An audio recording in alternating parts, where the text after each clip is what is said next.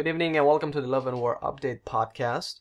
I'm Atomicus and today we'll be discussing the new weapons, but primarily the balance changes towards some of the classes and how it will affect them in a competitive scene. But before we continue, I will introduce you to the rest of the hosts of the show. First off, we have Jake. Am I a host? Okay, fine. Yes, of course. Everybody is a host on this show. Okay, so I am a medic. I play for Fair Enough, which used to be Splendid Gaming, and we placed 7th last season, which was Season 6 in EATF 2L. And right now, we are playing in Y-Play. We do not play in EGC, we just play in Y-Play Division 1, which is the highest, and hopefully we'll grab the first prize. Apart from that, we will be looking for next season, I suppose. Atomicus is on that team, and I hope he stays there. It's on the camera now. Maybe, we shall see. With the new changes, I'm a bit skeptical about my involvement in the competitive scene, but that is subject to change. Next up on the list, we have Ruskidu. Welcome to the show. Good evening, ladies and gentlemen. I'm Ruskidu, the Heavy. Last season, I played for chess, although I didn't do a lot of playing for chess due to an injury.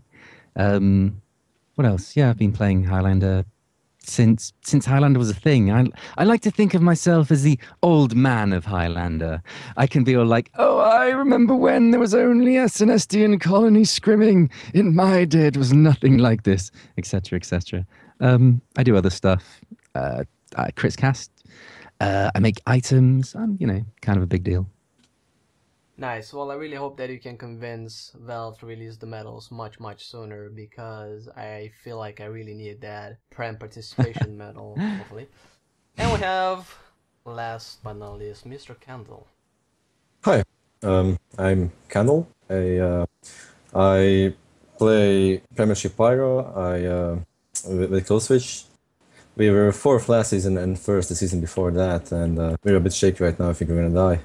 Oh well. And I have a YouTube channel.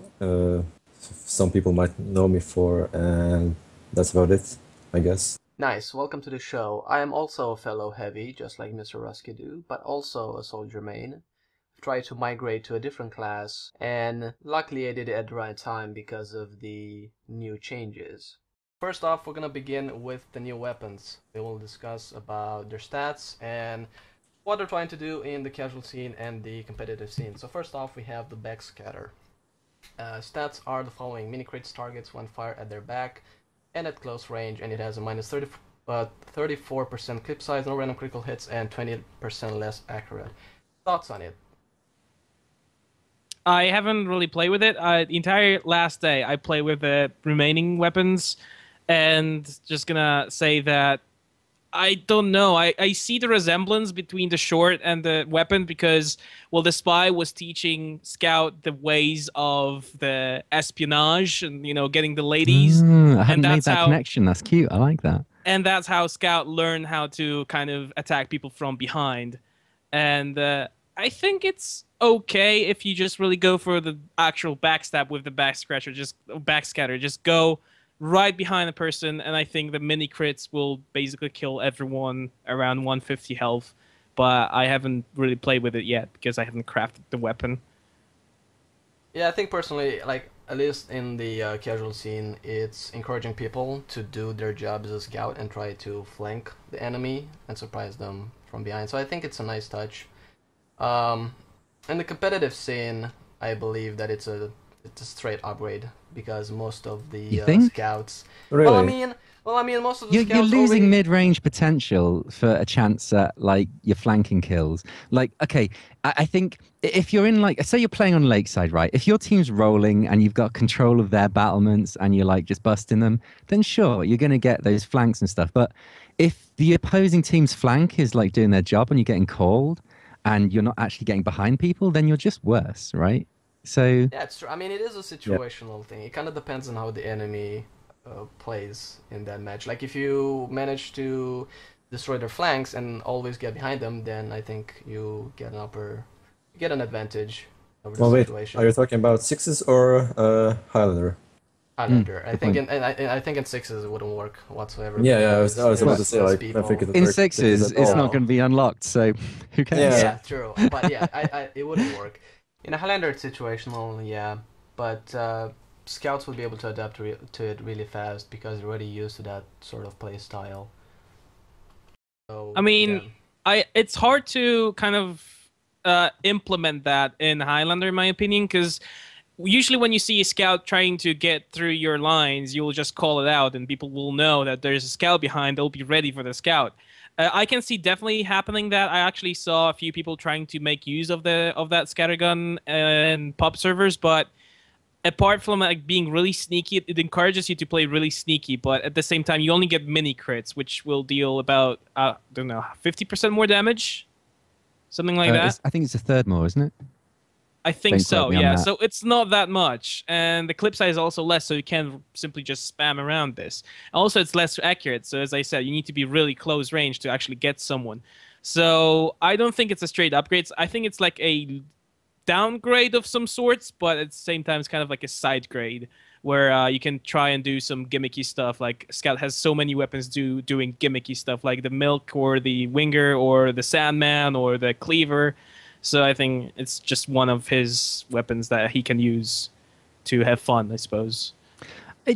It's interesting. I'd like to see how it plays out for a while. I can see some people making use of it. I actually think, on the face of it, although I haven't tested this extensively to know, it looks like a cute weapon to me. It looks like a good side grade.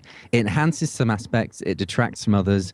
I think in general it won't get used that much because it makes the scout less of a generalist. It makes him much better at a specific thing, but it means he's much worse at other stuff. So if he can get away with the whole like super flanking thing, then he'll do much more damage. But if the team's having issues with that, then you're not going to make it back. So I like it. I think it's part of like I can see scouts changing to it in a match when it's appropriate and changing back when it's not. So I think that's cute. Yeah, it works out. Like you can surprise the enemy depending on how bad they're doing and how good you're doing against them. The question would be, can you kill a medic in one shot, one mid shot from? Do you have any numbers? I think it does maybe 140 damage, I believe, from behind. Well, like depending on how close you are. If We it can do takes some two shots, math right there's now. no point.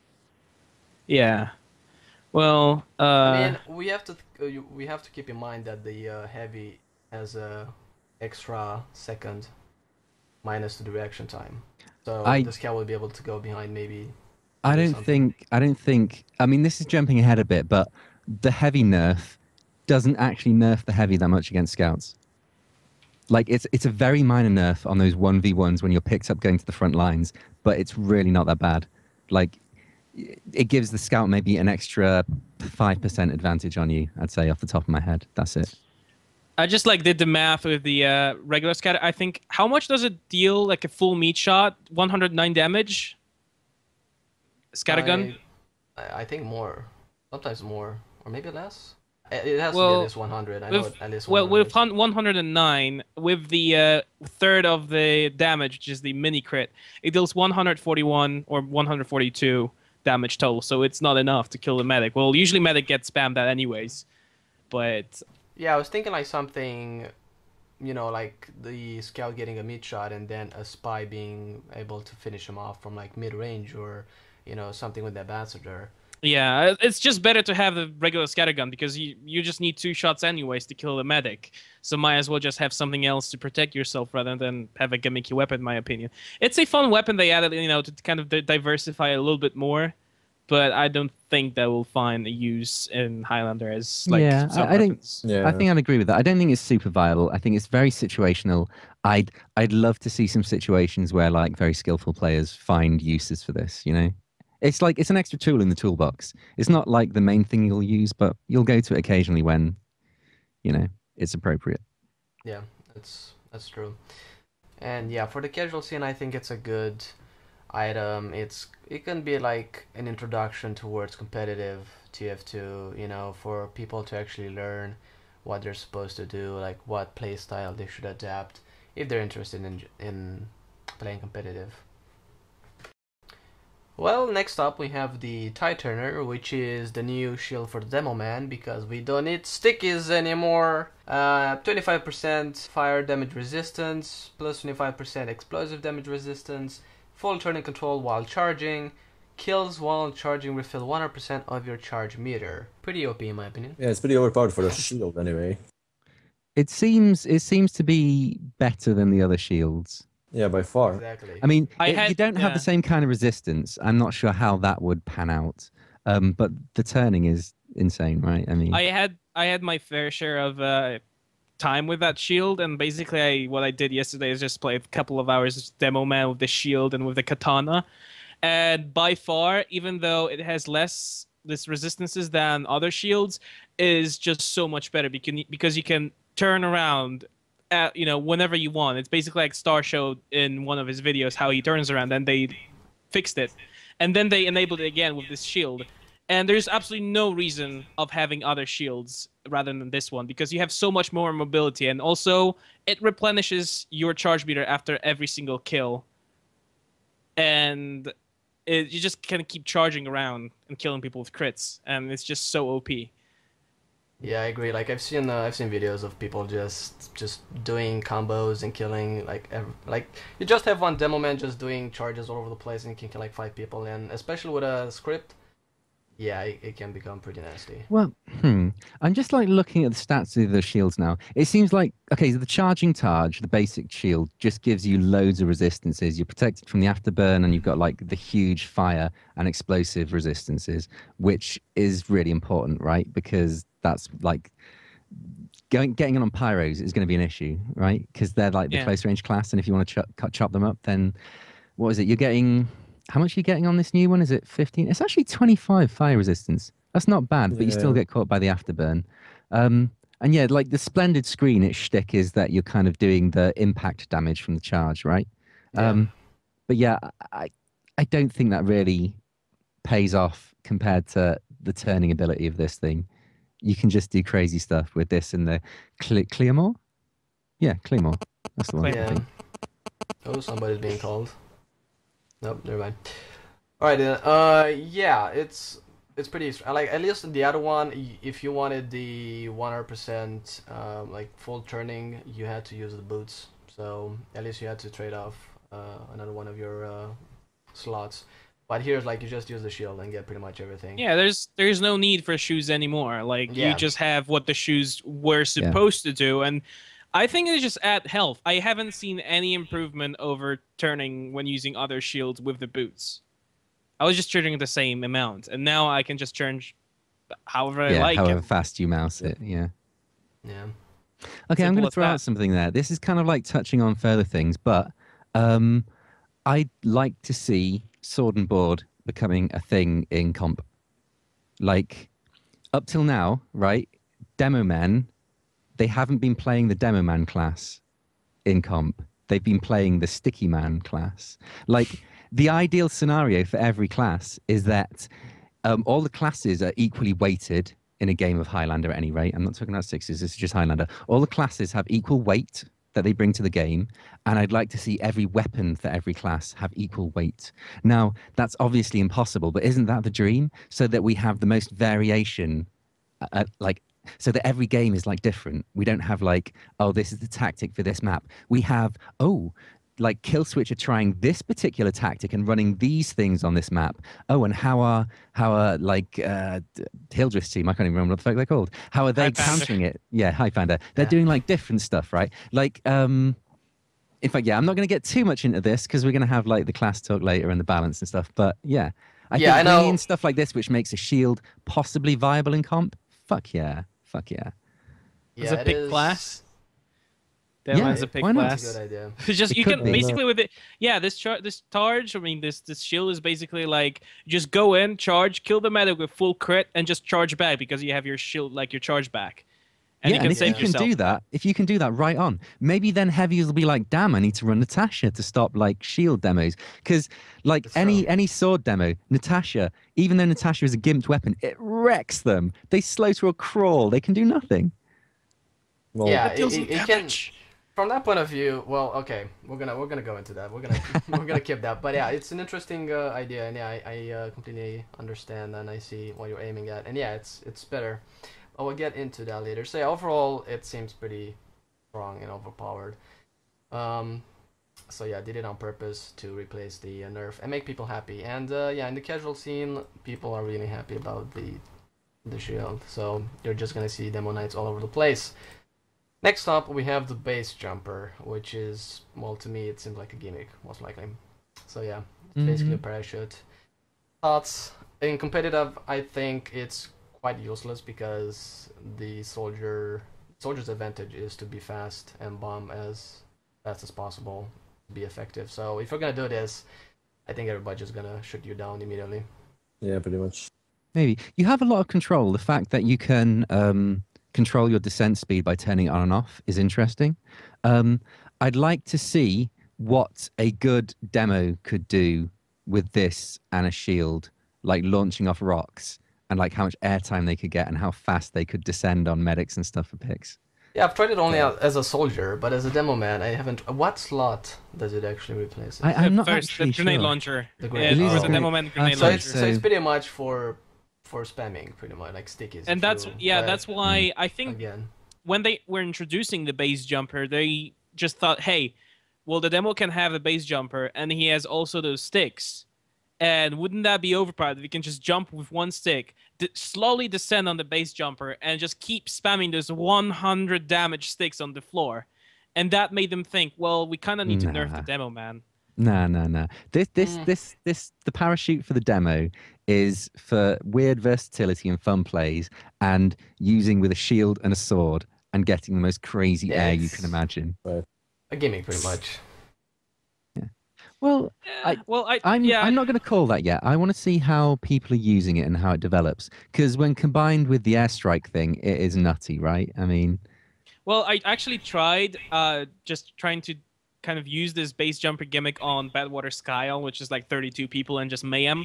Yeah. And I know that they added in the recent update that you can have the amount of damage you dealt on the scoreboard when you press tab, which is kind of useful. I've dealt 4,000 damage and killed 3 people. Nice. Because I couldn't kill anyone. It deals no damage. You don't have enough rockets. You can only hope that it kill off someone low health, get your kills up, and then you have like 5-6 rockets. You can finally start doing something. But getting there is a pain. You cannot literally do anything. When you jump, you take almost quarter of your health. And when you descend, you don't take any full damage. But, you know, when you play soldier, when you play smart soldier, you just don't take full damage anyways because you jump in such places that you try to minimize the self-damage that you're doing to yourself. Well, with the base jumper, just take the damage from the rocket and just slowly descend. What's really funny is when you're using that parachute thing, the base jumper, and you're set on fire, you can go wherever you want. That's just the best thing in the world. You combine it with the cow mangler to set yourself on fire. And you become a hot air balloon. You're just you can just go infinitely and hit the skybox. Yeah, it's true. Is it possible to connect that with a quick fix somehow? Like, how exactly does it work? Is it just an initial jump, or you can just like float with the medic? No, the medic doesn't get to float, sadly. What the medic gets is the initial impulse, and then he doesn't get to fly with you. Although that would be beautiful. That would be like. That'd be awesome. Do you know like the film The Snowman? Do you have that in outside England? You know, we're walking in the air. Never mind. No. This is a cultural reference that's not going to cross. Maybe somebody in chat. Move on. Somebody in chat will get it. But yeah, it would be a lot of fun. Yeah. It would be a lot of fun if you could do that sort of stuff, like glitches. And I mean, it wouldn't be a glitch because it would work, but yeah. But that would be also another way to deal with it, maybe like flares. Like you could use a flare to just push the soldier away, and he would be stuck there forever. Yeah, or like the reserve shooter. At that point, it's horrendous. Yeah. Right? There's a lot of problems with it. Yeah, it's quite easy to deal with it, but at the same time, it's fun. So it's. Yeah, and same as I said before, I was playing around this Kyle pub, and on the enemy team there was one soldier who was just anti-fun base jumper because so many people had base jumpers. He just went direct hit, reserve shooter, and was just shooting down every single base jumper like in Normandy or something. It was good for him. It was like, insane. Like this guy was just. Shoot. He was just keep shooting us all the time, and then we couldn't do anything because he was doing the mini crit damage with the direct hit and the reserve shooter, and all the time we're just cursing at him, but he just wouldn't stop. Yeah, I imagine like in the casual scene, everybody just running the direct hit and getting air shots left and right and be really happy about it. Then they can go. I tell you what, the base jumper's really good for. is for people like me who suck at rocket jumping, and it lets me Only pretend play that I'm heavies. good at rocket jumping. You can do any crappy rocket jump, and then open the parachute, and you're like, yeah, I'm going places, I'm flying. It's awesome. Well, you can open the parachute whenever you want. You can basically keep jumping, just regular jumping, and just keep spamming space, and it keeps opening and like descending slowly, like all the time. Like you can just keep abusing it for some reason. I don't know. You can do that. It's Right, here's my take on it. I don't see how it's useful right now, but I can imagine that someone who knows a lot more about Soldier than me is going to come up with some crazy use for it, and suddenly it's going to be like, man, that's serious. Like, do you remember how like for ages everyone was like the beggar's bazooka? This is a waste of space. Who wants to use it? And then people worked out like the jumping and the dive bombing with it, and suddenly it was like, oh, beggar's bazooka is quite a thing. Damn. yeah. Yeah, I think it was Mookie. It was Mookie like Yeah. a season ago, and he was just jumping He was all just the time. Yeah, he was jumping all the time with the beggar's bazooka, and he was like literally abusing it. Every single medic hated him because what he was doing is just spawning, going with the beggar's bazooka on mid, jumping the medic, dying for the medic, rinse and repeat, and the medic could never get his Uber up.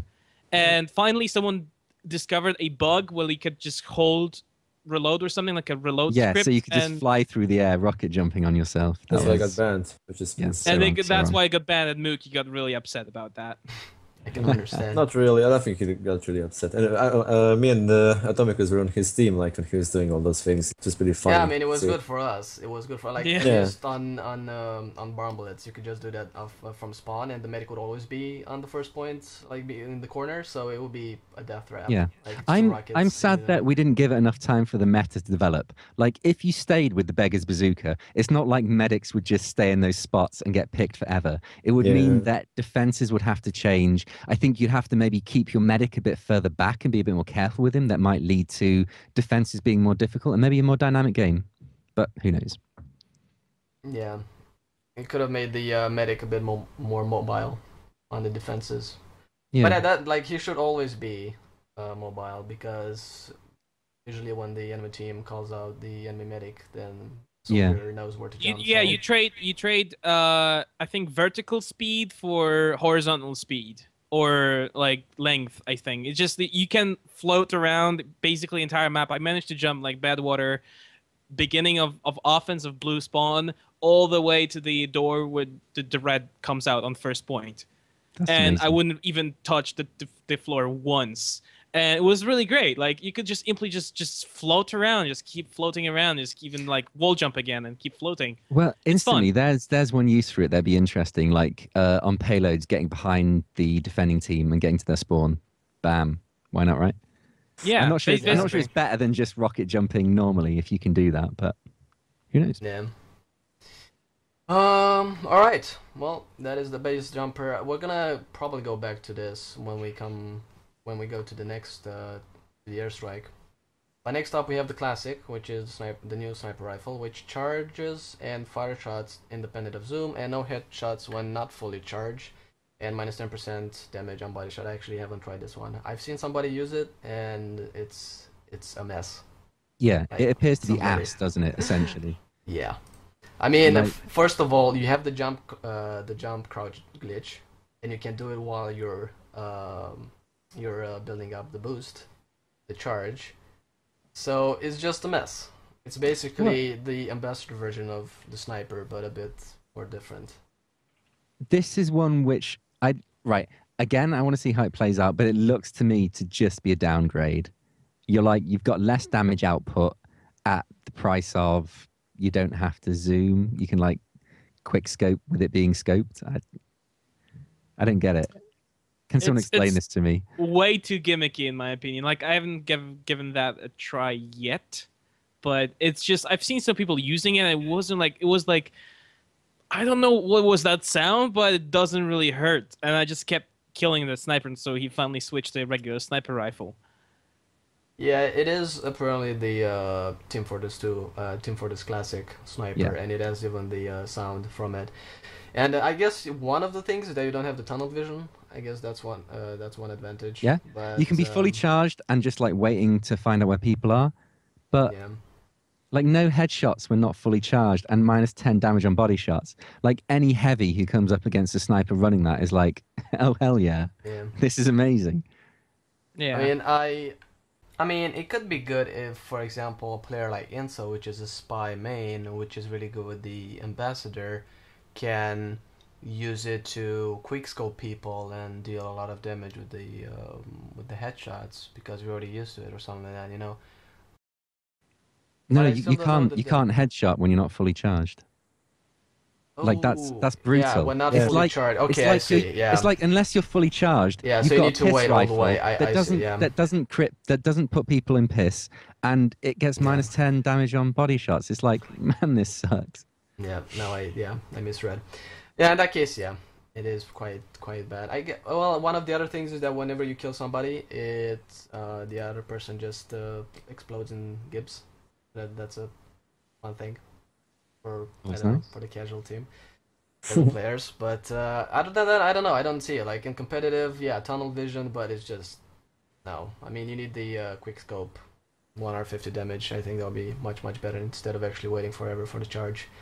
And you're also slow, so I don't think it's viable.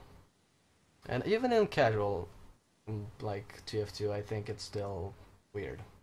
I don't know. It's strange. Maybe they did it just to get some nostalgia from Team Fortress Classic for some people. It's the only thing I Well, can think of. one thing I'd say about weapons is, so like, because I play a lot of Highlander, and I'm sure you guys too do as well. Like, when you see a weapon, you think, man, like, how does this work in Highlander? And if it doesn't Yeah. match up, you're like, oh, this is useless. But actually, let's remember that like the main purpose of this game is to have fun. So if you have a weapon that isn't as effective but is really enjoyable, which this weapon's a lot of fun. It's a very different feel to sniping. It feels good. I enjoy it. So yeah, I mean, it serves its purpose. It is a fun thing to spend your time doing. Good on it. Yeah, it's like it's for different. example, It's a different mechanic. it's for example like you just usually see scouts with scatterguns, pistols, and whatever the melee they want, probably atomizers. But every now and then you see this one scout that is using the Sandman and the guillotine Yeah. and makes a good job, like makes just a few kills out of it. Like he can stun a heavy and then guillotine him, and then the sniper follows up with a headshot, and that's a heavy dead. Long range. Scout didn't even have to go into his line of fire. And just some people can make use of that. And it's fun to see that, and you can like actually, okay, I'll give him that. That was a good kill. Yeah. Yeah. It's all good. All right. Well, last weapon before we move on to more important things. We have the airstrike, which is the new rocket launcher. Increased attack speed while blast jumping, and clip size increased on kill. Minus 25% damage penalty, minus 25% clip size, and minus 15 explosion radius. I think it's fun, but also I don't know, like you need to get used to it. But I think it has a lot of diversity. Like you can do a lot of things. It's kind of like Islander, where after you get like a lot of heads, you're kind of powerful. It's the same with this. Like in the beginning, it can be pretty underpowered, but after you get a lot of kills, I think you can do a lot. And combine this with the base jump, yeah, you pretty much become a bomber. I can imagine this being very effective if used in specific circumstances. So take like a case where you're like stalemating over a point, like on Viaduct. You've got both teams on their side of the point kind of hunkering down. And let's say that you've got a soldier essentially playing pocket with this thing. He's getting heals, so he might get some kills. Once he's got one kill, he gets a bit more effective. Once he's got two kills, that soldier is fucking lethal. Because what he does is, right, so you're behind your points on each side. He just pops up, rains absolute death on the other team's like dispenser emplacement, and then he falls down again.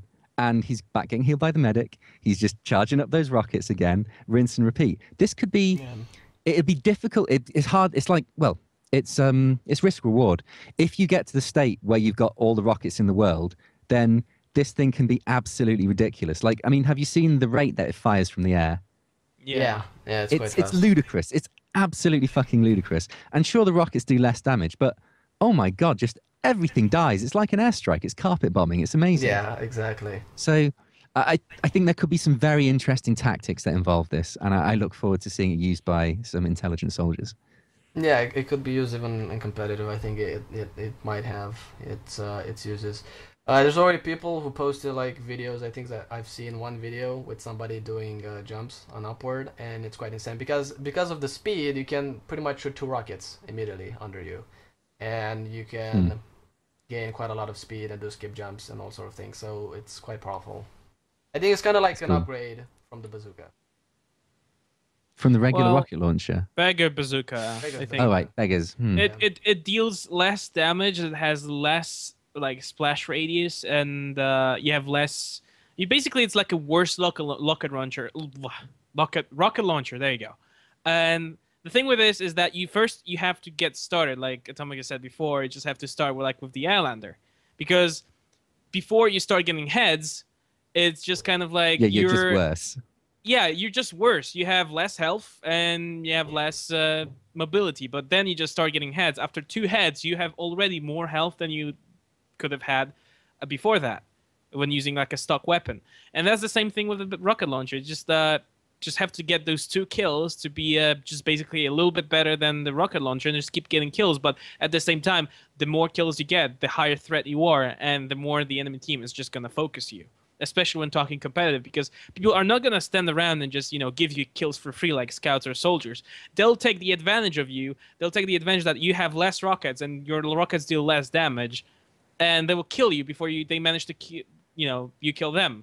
And then once you get those, like, let's say 2 kills out of luck, and you do this airstrike and you manage to get something out of it, it's still like, you just 7 rockets loaded. You can still raining hell on them, and the sniper will just keep watching the air and just sniping you while you do the base jump with the parachute, because it's extremely easy to headshot soldiers right now with the base jumper out. And one thing, that's just my 2 cents on it. Since it has minus 25% damage, that means you receive less damage when you're rocket jumping as well. How much do you get if you have the gunboats? Like, has anyone tested? I mean, I'm a main soldier, but I didn't test I it. have no idea. You take 14 damage each rocket jump if you do it right? 16? Something like Something that. like Right. I mean, if you use 2 rockets, that's kind of like approximately 30 damage, and you get like a lot of speed with 2 rockets. So let's say 14 damage. So you're 186.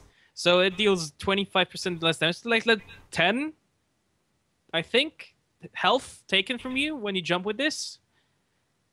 It's really small. Like, you can keep jumping around and just keep It bringing is. health. It is. And the explosion radius, like the negative thing about it, I don't think it's that huge. I mean, Well, your rocket jumps are a little bit lower than usually. Like, I tested it out, and also with the base jumper, if you go into really high speed, like I tried to wall jump on multiple maps, it just automatically, I think, in my opinion, like deploys. I don't know. Maybe I was using some kind of a script, but just deploying when I was getting really high speeds, and I was slowing down because of it. I was like, it's no point in using that anymore. But that might have been. It's weird. Yeah, that might have been some of my scripts. I think need to test that without them. Yeah, I mean, for both the soldier weapons, I'm intrigued as to more combos. Like, just thinking off the top of my head, Beggar's Bazooka and Base Jumper, suddenly you can have the full complement of rockets in the air once again, because you got time to reload if you're floating around behind a corner. Like, I'm thinking like maybe somewhere on Badwater, you like on the first point where you're attacking the combo, you hug the wall. If you're not spotted till you come around that corner, that's, all of your Beggar's Bazooka rockets dropping right there. I don't know, maybe. I think Kendall had a thought. I was gonna ask Jake actually if he uses rocket jump scripts to make fun of him if he says yes. Well, I have like normal rocket jumps. It's fine. On my right mouse button, I have a rocket jump script when just basically I think it just crouches and jumps, but I don't use right mouse button to jump You're on such a walls. nerd. Such a nerd. Every pro player has to use scripts. Wow, I have much to learn in that case. Yes. I got to prem with I got doing it wrong. The only I have script much I to- use is because I'm lazy. That's the one that makes you duck when you jump. Oh 'Cause, yeah, you know, this Wow, space nice. jump. like space jump. what every time is heavy. I always want to ride rockets. Maybe they're not the most effective thing to do, but riding rockets is fun, and I want to get all the airtime I goddamn can. Seriously, it's important. As a fellow ex-heavy, I'm so disappointed. Marsky. Just tank those rockets. Just eat them. Yeah, man. You're not supposed to fly off them. Just eat them. Yeah, it is quite fun when you see a rocket and then you jump above the rocket. It feels pretty fun. Too bad you can't mount them and just fly away. But yeah, I think it's quite a lot of fun. And does it work like the regular rocket launcher? Like depending on the distance, do you deal less damage with the rockets depending on your distance? Yeah, Yes. it's just regular rocket launcher. Just Okay. part like change stats. Yeah, I think it has a The lot thought of is real. uses, and well, hopefully they're gonna allow it in competitive, and we're gonna try it out and have fun. Hopefully, we'll see. Yeah. All right, well, that's it. That's the last weapon. Any Let's thoughts rant. on any thoughts Is on it- on the bread box thing, the reskins? It's basically reskins. I hate reskins, but yeah. Who cares? You, gentlemen. Who cares about reskins? They're reskins. Exactly. I The mean, bread us. stuff seems a bit. I don't know. I don't want to say ugly, but what I'm thinking is ugly. Yeah, they're kind of like weird. Like the bread bites, the gloves for the heavy are like kind of like those festive gloves that you did half a year ago. They look better. Mutated milk, the regular jar of milk looks better. Everything looks better. Like the AppSap, the Whitley for the for the sapper still looks better than the whole bread inside of like some metal thing. I guess Yeah. the shtick is it references the film, and that's Yeah. and that's cool. Here's the thing, right? I think if Valve adds cosmetics that I don't like the look of, I don't have to wear them. That's just fine. And if it makes someone happy, it's not a bad thing. And in this day and age, it really doesn't cost Valve that much effort to implement cosmetics. With the import tool all up and running, like putting in cosmetics means nothing to Valve, nothing at all. So it's not taking time away from them doing other stuff. So more cosmetics, the better. More options for people to look like however they want to look. Yeah, they can be Like a fat different and not engineer. like. Yeah, the fat Not gonna engineer lie, is that's pretty hilarious. awesome.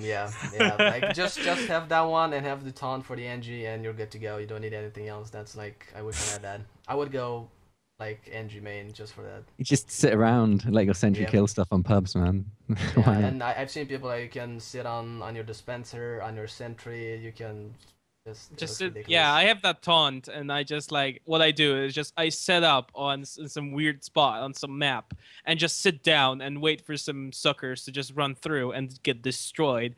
And after some time, they just come and kill me, of course. But it's so satisfying, just like sit down and do nothing, like literally nothing. Let your sentry do all the work, like was supposed to do. This Guys? isn't my thought, but I like it, which is with a lot of stuff like that, it's kind of like TF2 is becoming more of a social experience than a game to get frags in. You know what I mean? Like, the more interactions there are between players on the same team and opposite teams, which Yeah. don't actually involve the actual game which you're meant to be doing, I think that's actually kind of cool. It's like making games within games, and that's something that really appeals to me because it allows the player to be creative and decide how they want to interact with this thing. Yeah, Kendall, you had something to say? I want to talk about the new sticky launcher and the The Are nerf. we Nerf. moving on to that You yet? really? Yes, He let's going wants there? do this. he wants to push it. Wait, All wait. right. One more thing about cosmetics. The tip of the Okay. hat got in, and Oh, all yeah. proceeds for that are going to charity, which is really awesome. So you should buy Nice. that It's hat, guys. renamed. Seriously. It's renamed. I didn't even know there were new cosmetics. Yeah. The new reskins for weapons and what. I had no clue, honestly. Okay, you need to check out the tip lid because it is a tiny bowler hat for the pyro. Like it's For quite everyone. small. It's quite small Really? on all the classes, but then on the pyro, it's minuscule. It's like the teeny tiniest hat ever. Looks amazing. Nice. Sounds fun. All right, let us prepare for releasing the sadness from within our souls regarding some changes. All right, so should we start with the sticky launcher or leave Sure. the sticky launcher for last? Leave the best for last? Yeah, okay. No, let's just start. No, let's start think- with the sticky launcher and then just like. I think they're all interrelated. When we start talking about one, it relates to the others because it's Yeah. all about like the game balance and the weighting of different classes and such. So Yeah. Well, let's see if we have Hildreth available, and if we do, then we're gonna talk Isn't about here. the sticky launcher. Is he? No, he isn't. No, he isn't. Okay. Apparently, he's playing TF2. He's probably practicing with the as a demo knight for Yep. the upcoming Yeah. season. Trying, As you all trying to know. adjust to the changes. That's horrible. Like, even though I'm not really playing demo as a whole, I just like screw around in pubs. It was a huge blow, like to me myself as well, because I heal the person that is on the other side, and if the person on the other side does not deal enough damage to kill the attackers, then it's like kind of like I don't know. I It's just the suppose. whole has to be like a huge switch in the Highlander on who is the main damage dealer, and it's gonna Yes. be the heavy. Although heavy's very immobile. Like, Yeah. okay, I'm going Yeah. to be controversial here and say I love the balances that they've done in this update. I think it's really going to open up the game. Like, I'm not going to say balance of classes because there was already a balance there was already. I'm going to talk about having the classes having equal weighting. And what I mean by that is that, okay, so let's hypothetical situation, right? You're playing a Highlander game and it's a game you want to win. It's really important. And one of your classes is going to drop, right? But due to some weird quirk or fate, you can say which person's internet is going to go down and which class they're going to drop. And which classes would you rather dropped and which ones would you rather didn't drop? That's what I mean by waiting. And in the old meta, the last person you would want to drop was your demo man because he was the most important class on your team by a big margin. And that's not conducive towards an interesting game with lots of variance. It means that it all revolves around this one class, which isn't as exciting. I think the demo nerf and the heavy nerf, they both make the combo less of a thing. Like the combo is going to control the game less. And I think that's good. I mean, imagine if we have a state where the members of the combo is a kind of stylistic choice of each team. Wouldn't that be much more exciting where like some teams don't have the demo in the combo, they have like the soldier in the combo? What if some teams like they get rid of the scout from the combo and they pull in they get rid of the pyro and they pull in the scout, so they're running a combo of like heavy scout and soldier or something, and then your pyro and demo are on the flanks? Wouldn't that be really interesting and different? Like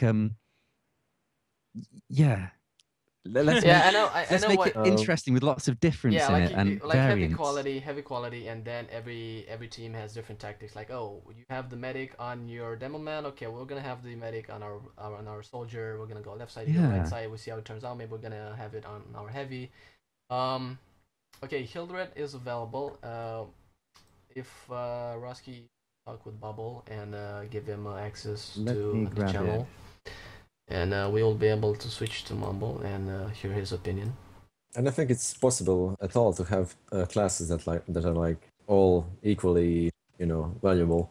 It's hard when you have 9 classes. It's hard, definitely. Seems pointless to even try to do that because it will never work out. Yeah, but So- well, why is it pointless to try? I mean, let's take it to an extreme example. Why don't we take the demo and make every sticky do 1,000 damage insta kill, and then every game will just be about the demo, and like that's enhancing it in one direction. Isn't it better if we drag it towards as near as we can to this level playing field? Well, what happened now is that demo men, well, they're now what they were always supposed to be, defensive, used for defensive playing. But how are you gonna push Barn Blitz last with a demo that does 20 damage per sticky? How are you gonna force the medic? You're not. You're just gonna get like kited and then Okay. killed. Why don't we play Hydro in comp? Because it's a bad map that doesn't work in comp. Maybe with the new Yes. comp meta, we don't need to play Barn Blitz. Well, And there's if that not- solves the problem, if that makes this whole nerf perfect, when we're not playing Barn Blitz, so the Well, nerf is fine. It kind Let's of not play it kind Barn of Blitz. yeah, it kind of is against every single payload map as a whole, because every single payload map has defenses and like holds and spots for the sentries and stuff. And if the sentries wrangle, then the demo man is not going to deal enough damage for the sentry to kill it. And So maybe it's not the demo man's job to take out the sentry anymore. Yeah, the thing is that it changes a lot of roles. Like usually Yeah. with the demo man being the main damage dealer, then you would have the scout, which his job is to flank and also jump in the demo man's face, and that would be kind of like his counterpart. But now it's like any class can deal with the demo man. Like it's not that much of a Yeah. risk. Like as a heavy, you can just go and jump in his face, and if he doesn't have any pipes, then he's gonna die eventually. Then you have anything, even the medic. Like I did play the official with Jake on. We have on Hildreth in the steel. mumble as of now. Alright, well, alright, in that case, we will mute ourselves in the mumble and Okay. we'll move to. On Skype, sorry, and then we'll move to mumble. So I just need to change some settings.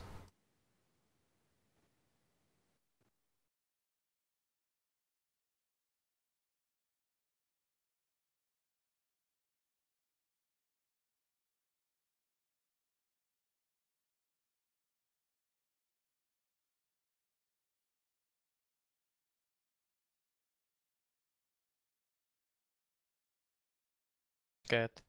There we go. We're just ignoring you. Alright, hello Hildreth. Welcome to the show. What's up? Oh, you're double bound for me. Oh wait, no, that's just because I can hear you in here. I'll shut up. I'm being an idiot. Okay. So Hildred, let us know what are your opinions regarding the Demo Nerf sticky launcher at the moment.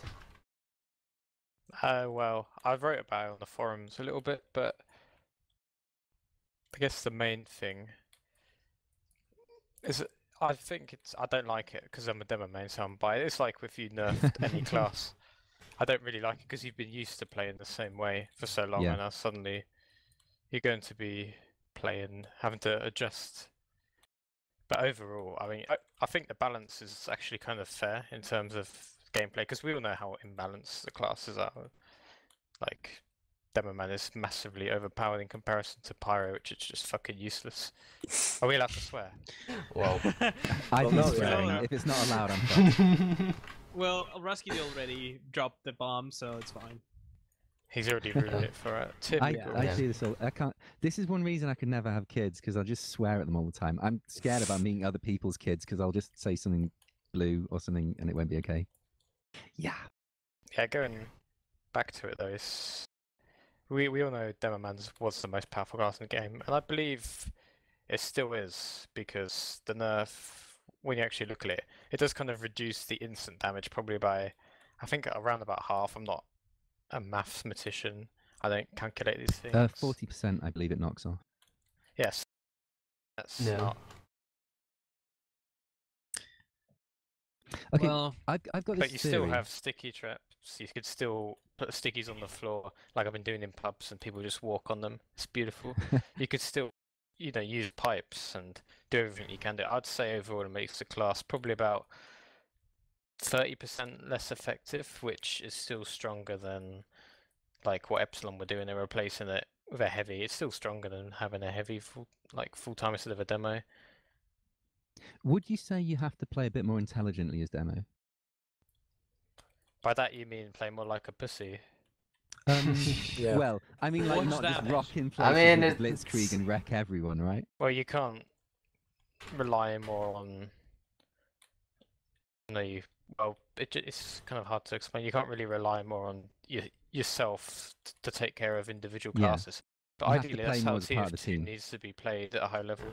You shouldn't be like focusing on solo players.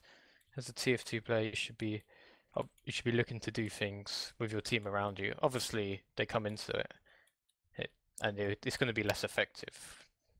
But ultimately, I don't think you need to change your style too much. What do you Like- consider... go on, Kendall. Thank you. I was going to ask Kulrif the same thing that I asked Rusky to earlier. Well, Rusky thinks demo is, this is a good change, but how are you gonna push Barblitz last or process last or bad water third or any whatever? last. Yeah, Any upward thing last. ever. It's yeah. Yeah, upper last. Any map really in Highlander, it's gonna be really difficult, like much Well, worse than before, to not just get The kited big thing out is the and- Wrangler. Yeah. Yeah. That's going to be like the big thing. That will probably be like the main problem. But generally, the way of dealing with that isn't normally demo. I mean, you will see teams like literally Uber a demo on a Wrangle Sentry, but that's not what we do in High Panda because we're not bad. Yeah, we don't. Okay, You don't right. want to waste your ammo on something that you don't do. What you want to do is you want to kill the engineer, and then you take care of the sentry that way. That's why a lot of the times we push Barn Blitz last. A lot of the play was revolved around our sniper getting a shot on the engineer, or our spy sapping, sort of syncing the play up like that. If- so if I think Wranglers on- that's A problem, like we've like banned loads of spies tools, like the red tape recorder. Why don't we unban that? I mean, that would probably be a solution, but it depends really. It depends how Wrangler plays, because I don't think it's going to make a huge difference to the teams that are coordinated and know how to counter it. But the teams that just rely on an Uber demo to take down a sentry, they're going to struggle. The whole Maybe meta they game. should learn the other way. The whole meta game is just gonna completely change from demo centered to more heavy and other utility classes. I don't think so, because I still think a demo man will do more damage than a heavy. I mean, I play games on Lakeside, for example. I've got something like 22k, and our heavy's got something like 10, 12k maybe 15. I don't know. That's only going to reduce by about 25-30% the damage. Yeah, it's not still going to gonna make the demo be- useless by a large degree. Demo like, might even still be the highest damaging class, but it's not just going to be massively outweighing the highest damaging class. If you see I what think mean. there's a log where Benny got out damaged by his 2 scouts and his team. As for sixes, the sixes is a little bit of a different yeah, ball game. sixes Yeah. is Because a whole different. Highlander- Americans. Yeah, still in a Highlander, I don't know, like maybe the heavy can probably deal more damage depending on how the heavy plays, perhaps. Or damage the think demo. That's how the heavy plays, and also how the opposing team plays. Like, Yeah. for a heavy to do damage, the opposing team have to keep getting in the heavy's face because he can't chase them down. Like, I always think this, right? If my team is playing against another team and their heavy is like damaging, I'm like, guys, it's you that's doing that. It's not their heavy. You know what I mean? Would you consider the shield a viable solution, Hildreth, Any as shield. replacement? Oh god. To be honest, shield. if it's unbanned sixes, you might in like I don't know.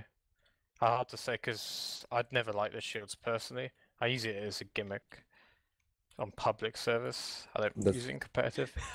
Filthy I mean, what a demo casuals. is really good at is slowing down the game, controlling the pace of the game, like putting sticky. Like certainly on most maps, I would not consider the shield. Like payload maps, it's the sort of thing you might pull out if you're like struggling to attack a point or something to soak up damage. I mean, then in sixes, if you can use the script and like flank the combo and just go to the medic from behind and kill the medic, then you get the charge, and then you just combo everything and like kill a lot of people. That would Oh, be who'd quite want to use a powerful. script though? Only real gamers don't use scripts. Exactly. Well, I mean, You we can have do Rusky who is using jump crouch glitch. Exactly, real That's gamers. just because I'm fat and lazy. Well, I mean, it's true. You're taking your class seriously, like properly. So yeah. But it could Okay, be. Would here's you? one, Hildreth, I'd like to know. Do you see the combo, like the makeup of the combo? Do you think that's feasible to change, or will it stay as demo heavy medic pyro? I don't think it would change, but I think the demos will be reduced to more Ubers focus on the heavy. Because before a lot of Ubers come on the demo because it does the most damage. That's the sole purpose of doing it. But with the sticky nerf I mean, it can still do a lot of damage, but if people are not as clumped up, you'd probably be more effective Uber in a heavy, for example. In a lot of situations, it depends really, or a scout even. But considering the heavy's lack of mobility, you're gonna get kited out. Like they can just wait, they can just. That's why you want a scout or a pirate. Yeah. But demo Probably. man as well. I think they'll maybe more like, especially when you're attacking a point that's people are going to be very static in how they defend. You can certainly do more heavy users. You have to experiment really when time comes. Yeah. We're gonna see what teams come up with. It's gonna be actually kind of fun to see the new meta. I I still just- hope the changes will be reverted and we won't have to do all that stuff because it sounds like a lot of work. You've pledged to quit TF2, right? If the changes Yes. are reverted. Yes. Do we have a time limit on this? Like, in a month's time, if they're the same, are you gonna? I don't Yeah. think it's No, gonna happen. Like I know there was a quick update after day 2, which they fixed a couple of bugs, and that's pretty much it. But they haven't changed anything balance-wise, so I don't think so. I think this stays. So Just to respond to Bulo in chat, the heavy nerf it's not that bad. Like, It's weird. If you're attacking as a heavy, then you know when you should be shooting, and the nerf means nothing to you. You just start firing earlier, and you're in. speaking of the heavy nerf, I have realized that as overkill heavy, if you jump like around a corner, you can die against a heavy that's already spinned up. Yes. Like that's Attacker's advantage is now a much bigger thing on corners. Like, Yeah. because you know how latency works to give you the advantage if you're the one moving around the corner? Like, if you're moving around the corner shooting and they're spun up but haven't started shooting, then you're going to wreck them. Like, that's a bad day for them right there. yeah. It's like even if you have a medic and you're overkill and the enemy heavy doesn't have a medic, and if it just surprises you, you can lose your heavy. Right, okay, what this does for the heavy is it makes him a bit less reactive, which means you have to have better game awareness and plan out your moves a lot more, which is it's accentuating heavy core skills. I think it's great. But like, do you remember like way back in the day when heavy got the like massive movement buff while spun up and the spin up spin down buff? When that happened, I was like, why are you doing this? Heavy's really powerful already, and you're just making heavy easier. Like, I didn't understand. I didn't think it needed it. So I'm happy to have it like taken back a bit. Yeah, I mean it's not that bad. Like eventually you get used to it, and like you said, you kind of need to estimate when people are gonna show up, so you have to prematurely prepare your spin up, knowing that you have the 1 second. But if you have like a scout or a soldier jumping in, and your reaction time, even if you have like reaction time and like real time really spot on, then you need to wait for the minigun to catch up with you. So it feels weird. It's kind of like you feel like the minigun is lagging behind. It's worth for soldiers and scouts because scouts want to get in really close, and in really close, like if your tracking's good, you put out enough damage to kill that scout before he can put in the damage anyway, unless like he catches you while you're grewing and you're taking mini crits. But then at that point you haven't paid attention to your core skills. You've got caught out, which you're not meant to do as a heavy, you know. Well, I mean, on that topic, you shouldn't use the grew. You should just use the Fist of Steel. Depends. Situational. Yeah, true, but yeah, I'm a okay. Here's one for you. Here's where this nerf really hits the heavy. It's at mid to long range, supporting other classes who are fighting. You know that thing is a heavy where the fight there are the teams running away, or the fight's moved a little bit beyond where you are, and you didn't have time to get up there. And what you did before was you spun up, and you'd like be dinging out damage whenever you can see people, and just putting a little bit extra onto people. You can't do that anymore because the accuracy ramp means that if you fire for like a second and then stop because they've moved, you've done reduced damage at reduced accuracy. So it means that heavy is now much more a close range class. Yeah. So that's like, I'm thinking if it's kind of like the opposite. Like before, it would be the demo being in front and the heavy kind of behind to just support the classes. Is this like a change to have the demo man be a bit more defensive and the heavy a bit more offensive, and already like make the heavy be spin up like most of the time? For this one, I think, okay, so before, the best way to run, and in fact, Hildreth can come in on this one, I think the best way to run a Highlander combo was the demo does his shit and the heavy adapts to that. I think the combo as a whole has to have much better communication now, and the best combos will be the ones who act in unison between heavy and demo. Well, we're fucked. Fucking Dutchies. Wow. Yeah, so I kind of agree. Well, I just want to say that yesterday or 2 days ago, was it Atomicus, we played an official on Steel, which is a really, I don't know, team center map. Like, you have to have your teamwork spot on if you want to win this. And we were playing against some, like, team, I think it was Yoko in Wireplay, and it was official. And we really struggled to adapt to the whole idea. I mean, I just told my demo, Nyack, I think, to kind of be prepared for the nerf, and just to use his pipes a lot more instead of sticks. And he tried to do whatever he could, but first round he top damage because what he was doing was just spamming sticks on the point, just letting them wait. And people were jumping on the point because, oh, okay, he just spammed those sticks. No, because they are already primed and ready to go 100 damage. And it was like this little mind game. He managed to top damage even though he didn't get many kills. And I just think that the damage you get out of those sticks is just empty damage that just deal, and people can heal up after this. It's not like directed damage that people can follow up on. It's just general damage that no one can do anything with. Oh, they can if you're doing it together as a team. The way you do it. Well, true.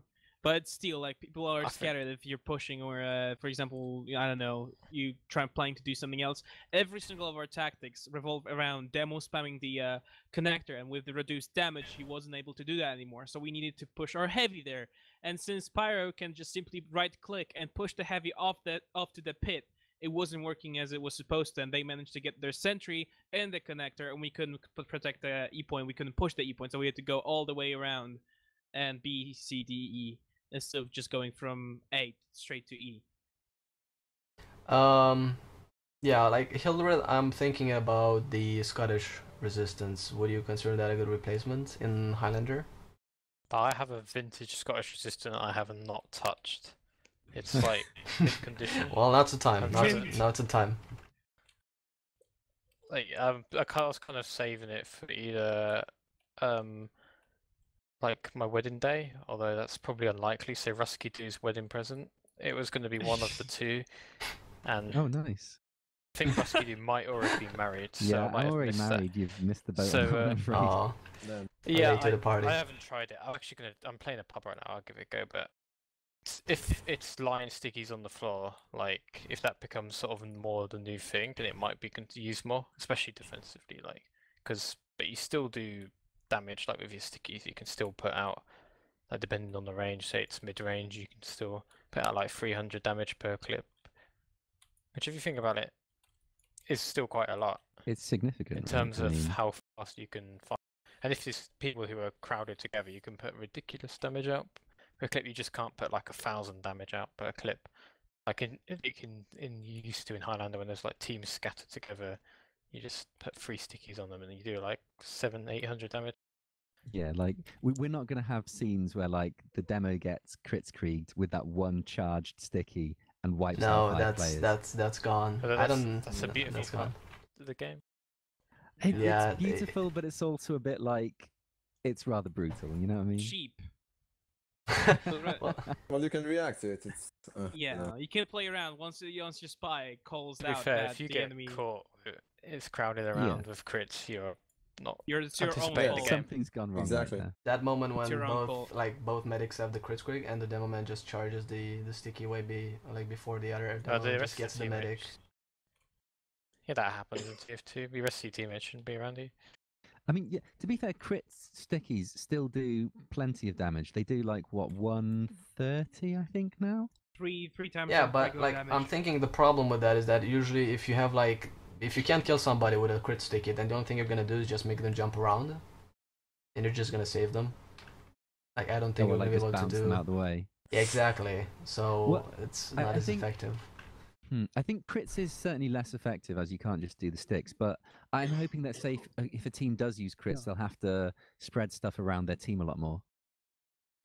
One thing I think is going to be interesting from this one is I think snipers are going to be playing near to the combo a lot more. It's like something that we've seen happening a lot more in like top level play, that like those teams who like their snipers basically are always overhealed. I think that's going to be a thing. I think the new sticky launcher should be balanced in such a way that you yourself take less damage from sticky jumps if the sticky is not primed.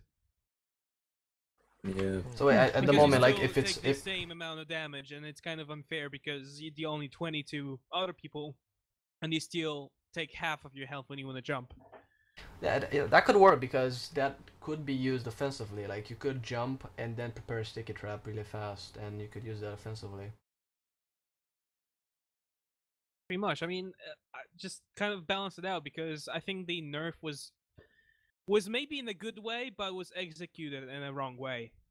As in, it was just so big to all the demo men that were playing the class, that enjoy the class. It just requires all the demo men, or at least the demo men that kind of focus on the sticks, to switch their game and focus on the pipes more, since they're a little bit more reliable way of dealing more damage. But have in mind that pipes are basically nerfed rockets, right? Because they don't explode on surfaces; they only explode on enemy team.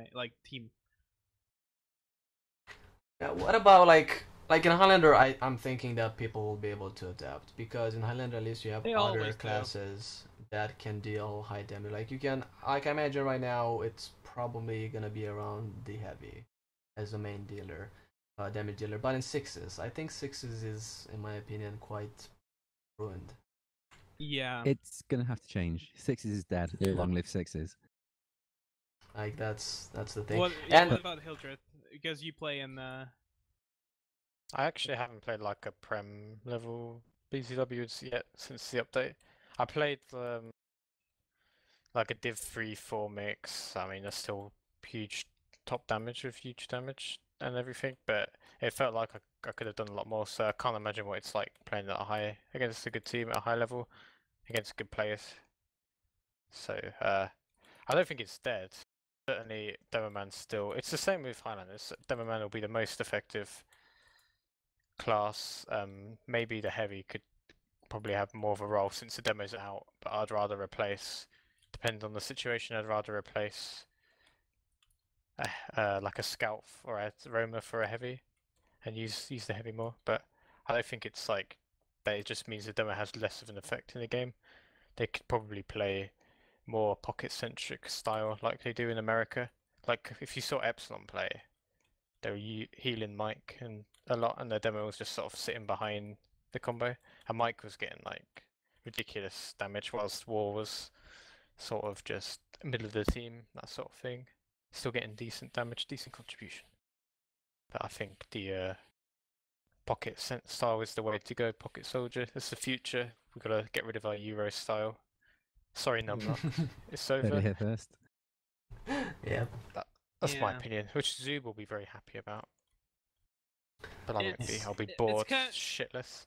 Yeah, it's kind of Sorry. it's kind of a Yeah. it's kind of a shame because it was part of the game since I remember. Even though I wasn't really playing sixes that much because I don't really enjoy the game mode, I just played for fun. And it's been around like when I play sixes, I know what I'm getting into. It's gonna be a Devilman who is the center of the whole team, and then everyone else around it. And all the time I was just hating people who off class to snipers because like I'm not here to play Highlander because I can do that in my spare time. I want to play sixes and not with these classes, and now it's just gonna completely change because Devilman is not longer a queen and chess is more of a I don't know, a jock A jock. What the? Is that a What chess chess piece? piece? or a chess. I don't know. Yeah. chess What kind of piece chess names you've in been playing, A English. my rook? friend? A bishop? Rook, yeah, Bishop, something like that. rook, okay. It's not a queen anymore, and I don't know a queen for sixes yet, but a queen for Highlander right now is definitely the heavy in my opinion. Well, time for me to go, heavy main. Well, Yeah, heavies have a would lot you- more. Would you Heavies have a support lot a more greater weaknesses heavy than demo. nerf in I that wanna case? make the point that heavies have a lot more like natural weaknesses than demo in Yes. terms of Like they're spies and slower. snipers. I mean, Slower demos was heavies. like demos was one of like the biggest weakness when you had a skilled demo man who knew how to put huge damage on you. But you know, when you have a sniper and a spy vying for you, it's This gonna is one be thing I'd say. harder. On average, in a game of Highlander, I think this update is a buff for the heavy, just because the biggest predator for the heavy was the demo man, and to have that sticky spam reduced, it's amazing for a heavy. That actually, makes you so much more free. Yeah, it's true. Most of the time, the demo would spam you, and you would need to escape. And apparently, we have a problem with Lost Candle, and is reconnecting, and everything just went to hell because that's Skype. Skype is broken. I'm hearing mumble though. Oh, okay. Well, maybe you can turn Okay. on your webcam. Oh, it's connecting. Oh, But Well- here's something I'd like to throw out to people, which is although I think this update is good for TF2 in the long run and good for comp TF2 in the long run, I do sympathize with people because, okay, so someone who's invested like 7 years into playing demo and understanding how the meta worked, like it is pretty brutal to them that now, their investment of time is, while not rendered useless, it's changed, Yeah, that's the main frustration about putting so many years practicing the class. Although I've never played it seriously for 7 years. I haven't think I played TF2 for that long, but yeah, I've put a lot of time into it, a lot of hours. So that's the main frustration. But it's like with anything really, this is the way it's going to be in TF2. My choices are to quit in disgust, which I won't do if the game's still fun. And I think it will be fun. It'll be either to quit in disgust or the more likely option to just adapt and like change the way you play, especially in Highlander, because in Highlander, Demoman will always be part of the game, as is the nature of Highlander. Sixes teams will probably experiment for I'd say a few weeks with their heavies, and then realize demos 30, even with like a 30% reduction in its damage or effectiveness is still better Yeah. in most situations. They'll probably take Viaduct out the map pool, and everything will be fine. So yeah, it's just adapt. This is one thing Change, to say, as like, Darwin said. in a lot of Prem Highlander games, if you knock 50% off the demo man's damage, he's still out damaging a lot of classes. In fact, most of the classes in some games. Probably even top damage, quite a few of them, depending on the map. I could certainly see I could go with that. some other maps. Yeah. It'll be But less you effective. still have to have in mind that a lot of this damage is ghost damage, where you deal more than you need to kill a person. No, logs.tf, it doesn't record that. It does record ghost damage. And last time I asked Zoob, he I'm said that pretty sure, it like, does. it's Hildreth. got rid of overdamage. Hildreth, you'll know this. I think I'm not entirely sure. I think he said he had got rid of it, but I don't Yeah, really. because there was that thing where like the damage on snipers just dropped down. Like snipers' damages, they're getting like mid-range damage, like maybe half that of the demo and heavy, but they're getting a fuck ton of kills anyway because Yeah, they I just think you're put in right. the extra damage 'Cause at the end. If you watched Epsilon versus 425 yesterday, Tech was like headshotting everybody, and his damage was like the lowest damage. But either he must have hit like 17 headshots. He got like 2,700 damage, which doesn't really make a lot of sense. Yeah, well, as long as you kill the guy, the damage shouldn't matter.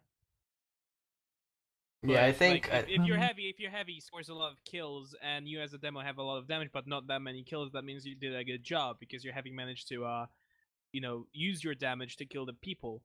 If it's the other way around, it's also good because you kill the people that he damaged. The problem is when you deal a lot of damage and no one dies.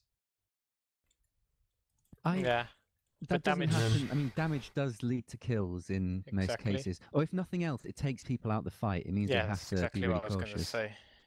Damage Like- creates the space that you're looking for, and TF2 is a game of grounds. It's like a lot of sports games. You got to win, take ground, and then you can win fights from there, and that's what damage does. Like to measure how good I do as a heavy, I don't look at kills anymore. I look at damage. It's much more like a representation of how much work you did for your team. yeah. I mean, not so much with other classes like sniper. That wouldn't be the case, but for heavy, definitely. I'm not really sure about demo. Maybe not. I think staying alive is more important, depending on the situation. It's sort of a mixture. Would you use the demo man as a bait? Considering the damage, like for example, whenever I see a demo, Medic. I just go, I just walk towards him, like I don't care. But can you use that as a bait to make the Yeah. enemy team think that they can walk freely to the demo and then just get surprised? Well, teams have been doing it for a long time anyway. It's one of those things that accidentally happens in TF2 anyway. Yeah. When the demo Yeah. man, when you're playing aggressively with your demo, he's sort of the most forward player spamming. And even if you're missing your shots, if you're supported by your team, their players become sort of inclined to see you maybe on your own for a little bit or just a little bit ahead of your team, especially in Highlander. And they will just like move forward to you, try and kill you, and then it turns out that your team are behind you. It's been done for ages and it's always been more effective. It would just be less effective for the demo man to do damage because he can't do as much. But it'll still be the same so long as you play together as a team. It's all teamwork. All teamwork, baby. That's one thing I'd say. Like, if you take your like top weighted classes and you nerf them a little bit, then you're encouraging teamwork. Well, Primo last candle again. Yeah, Good. I am Minor poking was Bubbles like- again in the mumble. Yeah, Ah, Minor was supposed to be bad. Well, it's fine. I mean, at least I can, do things on my end. I think I personally got over the whole nerf. It was really a huge blow for me, even though I don't play demo. I just knew how it's gonna have a huge impact on Highlander. And as I swore before that I will quit Highlander if it persists, I think I'm just gonna like try to adapt, and if it doesn't work out, then quit. I don't know. I'm gonna give it a go. I'm gonna give it a go because I don't know. I trust Valve. I think they know what they're doing. Bad more or mistake. less. Bad mistake. More or Yeah. less. I mean, Have you heard- like have you the heard taunts are Valve's, like amazing. opinions on this topic? Like you've like what Sal and X Team got when they went to Valve to talk about what you'd have to do to make TF2 competitive, like for them. Okay, they were saying they'd like if they were ever going to implement a competitive TF2 as like an official thing, they'd want picks and bans and they'd want all the classes to like be viable. They're toying with the idea of picks and bans and weapons and such. No, I mean can't the remember bans what are it's already for certain weapons are already in the whitelist, so that's controlled. But like other things that the community can get control over, it's things like this, like the prime time and spin up times, or the nerf for certain items. Like if the community could have access to the tools and make like changes server-wise and have their own set of rules, but I think that's too much of a hassle. It was already addressed on ETF 12 forums because we're gonna focus on that. And I think Anakin, who develops the TF2 TF True mod, he made the change that brings the old demo man back, but TF12 staff said, ETF12 staff said that they're not gonna alter the changes Valve made in the middle or at the end of the season, and people will just have to kind of suffer through it, and then they will probably just leave it at that and not include TF2 True or TF True as a plugin that is necessary for games. But the ETF2 will never use a plugin. Yeah. Ever. And that's gonna stay that way, I think, and just people will have to adapt or just basically if they don't want to play like that. ETF2 have responded pretty well to the whole thing, because when something this big happens in a game, you kind of want your admin team. They've been criticised in the past for not responding quick enough, but on this occasion they've like got a statement out fairly quickly, made their intentions clear from the beginning. It's like when they had the FOV plugin thing that went on for ages, caused so much drama. Yeah, people VC banned and out of the whole thing. Like so many people got banned, like people that have never cheated before, simply because of the VAC ban. Yeah, but it was really funny. Like the post and the post with the monkey after each ban post by Permzilla is legendary. What? The monkey staring at the. I don't think any competitive scene can really like consider like having a pro mod, just because it would fracture things so much. Like at that point, it's like what elements are we going to have in a pro mod and what aren't we going to have? And if nothing else, it creates this even bigger gulf between the regular Team Fortress community and the comp community. Filthy casuals. Exactly. But every successful comp game has a natural progression of filthy casuals into the comp elite, right? And you need that to keep a healthy comp elite. Otherwise, you become like weird old men who, I don't know, smell of old milk at the supermarket and no one really wants to talk to, you know? Exactly. Let's not be those old guys. I actually would have been in favour for it to implement it for the rest of the 6 this season, but after that I would like be against, like for the same reasons. It's just a change in the middle of the season. It's quite hard, but the ETSL gave very good reasons to why they can't do it, which is just fair enough. No, good thing I'm not playing in any seasons at the moment. Well, except Warplay, but I'm not gonna play demo, so I'm not gonna play demo. So it's good, and I mean, at the moment, would you say that? I mean, in my opinion, I think the Scout and Soldier got buffed by not being nerfed whatsoever, and the other classes being nerfed, like completely.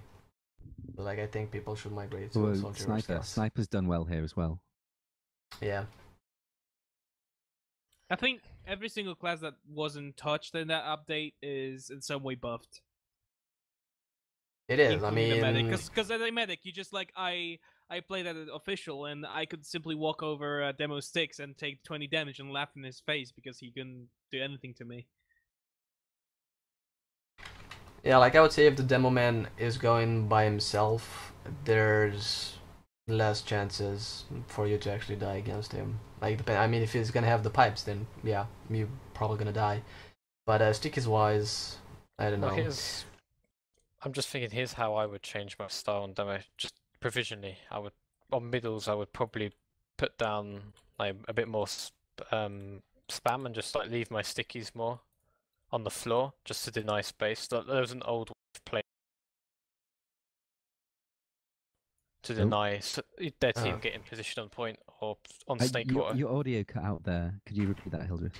Yeah. So I don't know how much it cut out by, but a way I would change how I would play. Where you put 6. Yeah, there was an old strategy on Badlands in 6s. Dignitas used to do where the Rib would just put stickies all over the point and sort of deny a team space getting on the point, and that was the strat that's used quite commonly in Snake Water. I used it myself. We just put stickies all over the point, sort of just on the edge of it to stop their team from getting positioned on the point, and that will come back into it more. Another way I change is I'll depend more on pipes for sort of like mid-range shots, and less on stickies for sort of mid-short range. Because generally, my style is to like mid-range, rely on stickies because they're more guaranteed damage. You're more likely to hit them. And short range, I go on pipes because it's more efficient. But I'll rely more on pipes. That's sort of my idea of how to change my style. If I you were wouldn't doing something necessarily like change that, many of the would you consider Scottish Resistance? possibly, but I'd have to play around with it. Maybe on like middles, but I still think that like the instant damage, even if it's reduced, is still so useful. And that was the reason Scottish Resistance, because the instant damage that you can do, even if it's such a less amount. Yeah, and it is practically guaranteed damage. Like a pipe is like, if you hit, you get big damage, but if you miss, you've just whiffed it. Exactly. That's my feelings on how I change it. Kendall left us because he keeps crashing, so I have to modify the overlay. But yeah, you gentlemen keep going. I don't know. I'm just gonna say that I'm really disappointed by the whole patch. I mean, it's gonna change Highlander and the whole thing in a big way, but we will definitely see less demo men on pubs and more demo nights on pubs, because there's this. No, go ahead first. Yeah, well, I just want to say that right now, Demo Man officially has more shields than he has sticky launchers, and that's where I'm gonna finish. Like, Valve, I think they just want to make a melee class rather than someone that can actually do something. I'm going to disagree on that one. I think the reason you have more shields than sticky launchers is because sticky launcher is such a pivotal weapon. It's very hard to create a convincing alternative. Like, it's the problem with like making a new minigun. Like, there's only one viable minigun, and it's the minigun, because you can alter stats, but like the way that the minigun works, quite often it's just either going to be better or worse, and making a side grade is difficult. Same with the sticky launcher. Side grading that is really difficult, but side grading a shield is much of an easier design prospect. Yeah, well, I agree with it. Like, there's literally this guy in this pub server and play, and he hasn't done anything to use a charge script and run around with that half Sayachi thingy. What's it called? Oh, half Zatoichi. Yeah, Zatoichi. The katana. So that thing, he's able to recharge his charge every time, almost instantly, I believe. Because he's got something else. I'm not entirely sure because I don't keep up with this thing. He's able to. Shield. He's got like all these damage resistance, and he's got this weapon that gives him full health on every kill. So he's very difficult to deal with.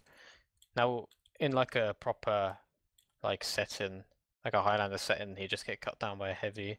Pyro would deny him. I don't know if that thing has air blast resistance, but he's compared to like just individual play, it's difficult to deal with.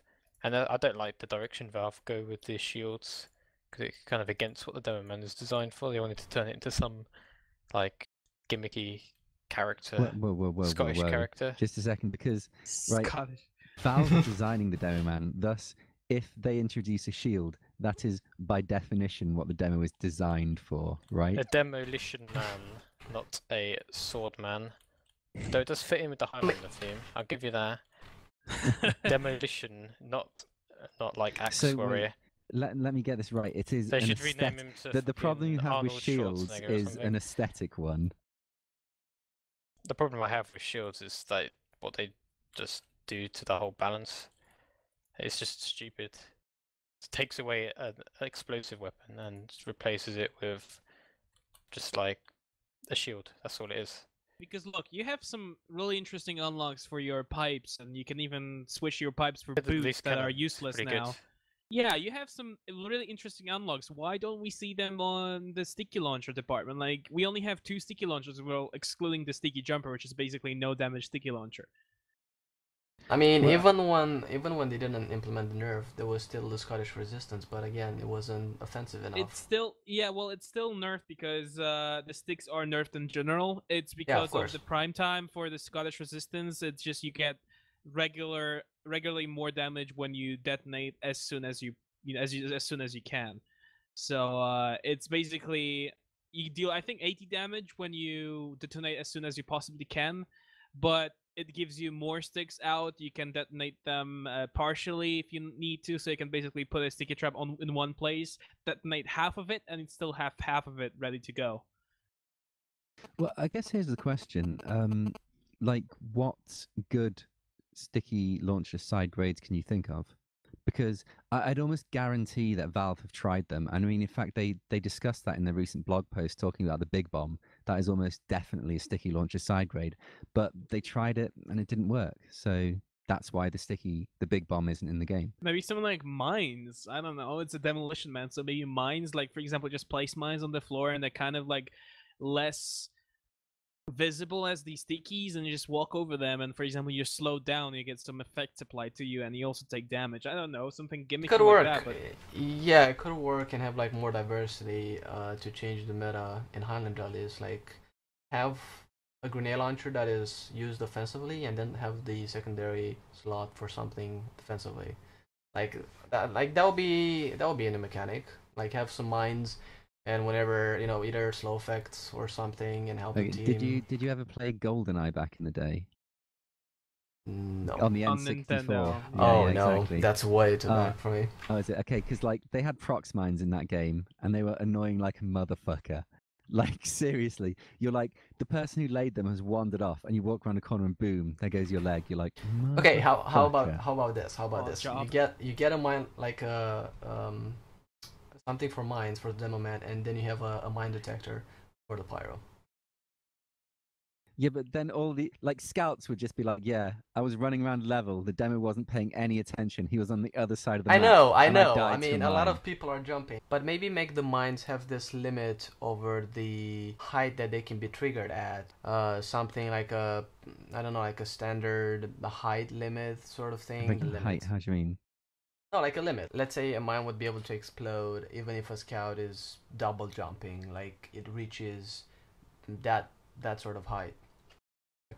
So, Bless So you. like the only way you could actually skip over it is Prime radius. like have like a circle thing. yeah, but that's like that's the area of most effect. brutal area denial. Like, if you have area denial where you don't even have to be there, like even with sentry guns, you have to look after that shit, right? Yeah, but I mean you can But- do the same thing with the Scottish resistance. Like normal stickies, you can use your teammates. Like you can put a sticky trap and true, use your true. teammates to call I mean, out one to detonate. Here's this just to put forward the point of why there isn't a kind of good sticky side grade. Look at all the design issues we're having with coming up with something plausible, and it's not a simple task, you know. Like again, I refer to like minigun balance. They keep coming up with ideas for miniguns, and then they play them, and they're like, "Yeah, this is crap. Let's nerf it into oblivion so no one ever plays this damn thing." Yeah, I mean, I don't know. It's like you could have, for example, the pyro to have, the mine detector and have it kind of like a secondary medic sort of thing, like a support class, where the only thing you can have is cheap air blasts and the mine detector thing, and then you would combine that with the homewrecker and basically be a support class besides your medic, and then maybe have some different teams who prefer to have the pyro offensive and just have the degreaser, which probably everybody would do that and Yeah.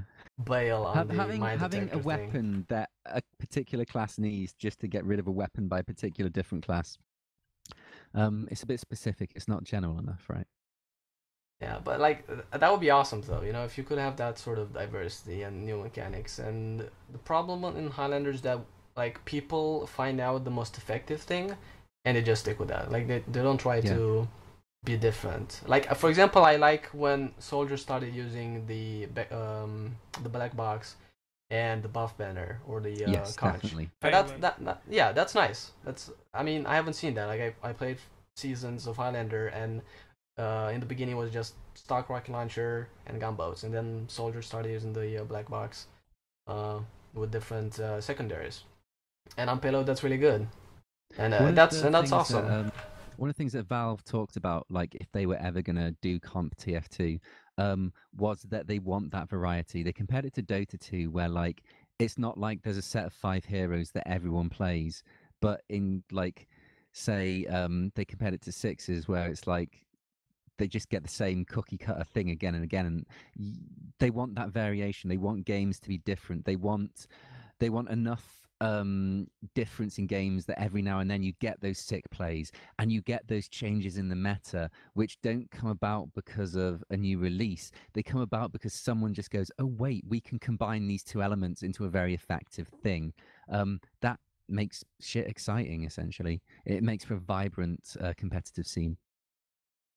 Yeah, but it's like, it feels like Valve cares more, like at least in my opinion, it cares more about the casual scene than competitive. They like, always did. Doesn't feel always at did, all any like, support. Robin I mean- has been saying that since he started working on TF2, that if there's gonna be a competitive, he's gonna like approve, but he's not gonna support, because it's not what TF2 is about. It's about like having fun with friends on a pub, not playing competitive against each other. Although if he was about to support any of the modes, he would support Highlander rather than sixes, because it goes with the soul of the game. This may sound weird as a comp player, but I kind of agree with Robin in terms of like a game that's like well adapted to being a competitive setting. TF2 is appalling. I mean, I love it, warts and all, but like it's not that serious, and like the whole point of like comp is being serious and try hard. Like, I mean, people say this about like competitive TF2 like being a serious thing, and I'm just like, but look at CS:GO. That's so much better adapted to a concerted competitive scene. Yeah, but that's a shame. That's a shame. You know? I mean, that's a shame. I mean, the community worked on the competitive side of the game, and it feels like Valve just slapped them to the face. Here's where I'd like to see. I'd say let's not concentrate on competitive TF2. Let's concentrate on organized TF2. Now, those things are often the same thing, but they're kind of different. Like the idea of like the Ready Steady Pan Cup. It was derpy. It was like silly as hell, but a lot of people had some really good experiences out of it. And for a lot of people, that was their first introduction to organized computer gaming. Not just going to a random pub and playing with randoms, not just going to a server which you know your friends are going to be on, but actually getting a group of friends together and playing a specific game mode for shits and giggles. And that's something that TF2 can really excel at. That's something where TF2 is perfectly adapted to this. So if we push like organized stuff, like fun matches that people can get involved with and get medals and like get stuff to trade and have fun, that's good for TF2. And because it's good for TF2, comp TF2 will just benefit. Yeah, but at the same time, like conga lines on every single server in the pre-match or pre-game. Hell yes. Yeah. I mean, that's I'm all a lot for of it. fun. Like conga line is like my new love, and I just keep going conga line after. I laughed so hard. My stomach ached. It was so amazing. Yeah, like the taunts, those are awesome. Like that's actually really fun. Yeah, I love how you used to high five other team members, and then they patched it, and people said it was an amazing idea. Why don't you introduce that again? And Valve like, okay, well maybe. And after like 2 or 3 years, they said, hey guys, we have an update for you, and everyone can dance conga, like with each other, both teams. Just go at it. And there was that glitch that happened on Steel where in pre-game, if you do the conga and then I think you changed the win limit or something, like time difference or time limit or anything like that. Conga animation. Yeah, and you basically like you do the animation, but you move freely and you can shoot, and you have your weapons out and they jiggle around because of your animations because they're stuck to your hand. That's priceless. Like you need to try that out. Like it's because of the, I think, 1 second when it loads the config, it's priceless. Like you need to do it. It's a lot of fun. I've just had an idea for a one-day cup, which I think would be amazing fun. Right, it's called the Style Cup. And the idea of this is, right, for every game, you get a group of judges to like look at it, and they look at, you know, how your player's dressed, like how much flamboyance you play with, right? Like what your team does. And it's like, it's not necessarily the team that wins if the other team scores high enough in terms of flamboyance. So it's like, yeah, you could just roll around that corner and kill them with a heavy, but if you do it in a crazy manner, like if you manage to like get kills by doing like wild, like stylish tactics that aren't the most effective but are interesting, that could be an interesting one-day cup for TFT. And who's gonna judge it? Who's gonna be the judges of that? It's going to be very arbitrary. I'm not going to deny. Yeah. If you Yet could get again, someone like from Valve to judge, that would be epic. Although that would be a It was day like of their taunt time. kills, So or like I've seen people who were like the scout on Deadwater again. He was all the time he was drinking bonk and then just going conga in the middle of like 3 sentries, and the sentries just shooting him, and he was just dancing this conga line, and just people were joining him, and then just destroyed by those sentries. It was amazing. The that's scout delightful. Yeah, Nice. the scout was just doing the conga taunt. Like, it almost makes me not regret that the demo man was nerfed. But I think it was smart by Valve to just kind of introduce the nerf with the whole update. Yeah, it's kind of like we're gonna do something that's gonna make you like Suck. we're gonna hurt you a lot, but on the other hand, we have awesome taunts, so it's kind of gonna make This- the pain a little bit better. And Off the this is pain. like getting a tooth removed. It hurts at first, but in the long run, it's for the best. Yeah. And I think that Yeah. should be end about on this. I suppose Atomicus. It's 2 hours in. Yeah. Well, Almost. the last thing would be the pyro nerf as well because of the extinguisher. I think that's the last nerf. Man, if only Yeah, we I had think Candle it's very here. well. Yeah. Yeah, I Candle know, was right? here and now He this he's is not. superior right when we need him. Why would you But- want to nerf the pyro? Sorry. I know, go like ahead. you should But it's like. still shit. I mean, like. Why not just The take pyro it out is of the game deadly. completely and make the game fun? Because Whoa, whoa. they can't Sorry. take things out of the game. They have to nerf them into Well, they oblivion. almost Natasha, did. Yeah, Tomislav. exactly. Tomislav was so good before, and they're like, you know what? It's It, way too good. it wasn't good. Bear. It was bad for the game. It was very effective. That doesn't mean it's good. It was fun to use. Oh, and now it it's was- like a We candle we got has Candle joined. back. Candle. We got kind of. Oh my We're god. talking Okay. about pyros. Yeah, that's why I joined. Awesome. Yeah, Good. yeah, All yeah. right. Well, good. Okay. Well then, tell us. I played one lobby and it was pretty awful. And I also played. I played the official with you, Jake. And 2 cases where I saw Sentry or Pyro. He tried to extinguish the Kill a heavy. and it didn't work. Like he died. And He he got died. just one, Yeah. and it died. And I survived as an engineer. The Pyro came to me, extinguished me once. I survived. I got a medkit, and I was alive, and he was dead. Like I think it's quite painful for the Pyro. And the Pyro, like the main thing about the Pyro is that he's supposed to be deadly at close range. If you kind of take that away, it's yeah. I mean, it's a nerf, Crude straight down Pyros, nerf. I hate that class so much. It's Of course you do. skillless. I'm pretty well. I'm not very happy with the nerf on the extinguisher. I use it like maybe 50-50 with the power jack, like most powers in Prem, I think. Yeah. But I don't think it is really necessary to nerf it like that. The only thing that's viable that I can use now is the power jack, and having literally only one weapon for pretty much every single slot except for the shotgun flare gun is pretty sad. Like I don't know. It feels like Pyro has the least unlocks you can choose from, except maybe I don't know. Heavy. Heavy. Like heavy, like in comp in Highlander can change his fists Sandwich. from Gru to Fists of Steel, and that's the that's it. only viable change you have. It's like, really? Yeah, Well, it's I pretty think awful. like for the extinguisher, I think it was really powerful before, and like maybe not overpowered, but you would just learn not to get in range, right? You just Yeah, like when like- you see a pyro without, you just run away and run away from like close combat because he's just gonna use that extinguisher to kill you instantly, even as a heavy. And now it's like, well, there's a pyro, he has an extinguisher, what of it? And he's just gonna take 80 damage, and that's fine. Yeah, I suppose. Well, like the rest of the update, it was made for pubs. Like it was nerfed because extinguisher is really powerful against people that run into you Don't know for how no to play. reason. Yeah, but yeah. so it's I don't know. It's about a bit upsetting. In competitive against good teams, you're not gonna get many kills related anyway, and to have it to make it completely useless is sad. I agree But- with Candle about the pyro. Everyone make gasps noises, shock noises, shock No, I'm noise. actually with Candle on this one. Yeah. Like in terms of Highlander, it wasn't necessary. I think this Yeah, is it something wasn't. for pub. But, Yeah, you know.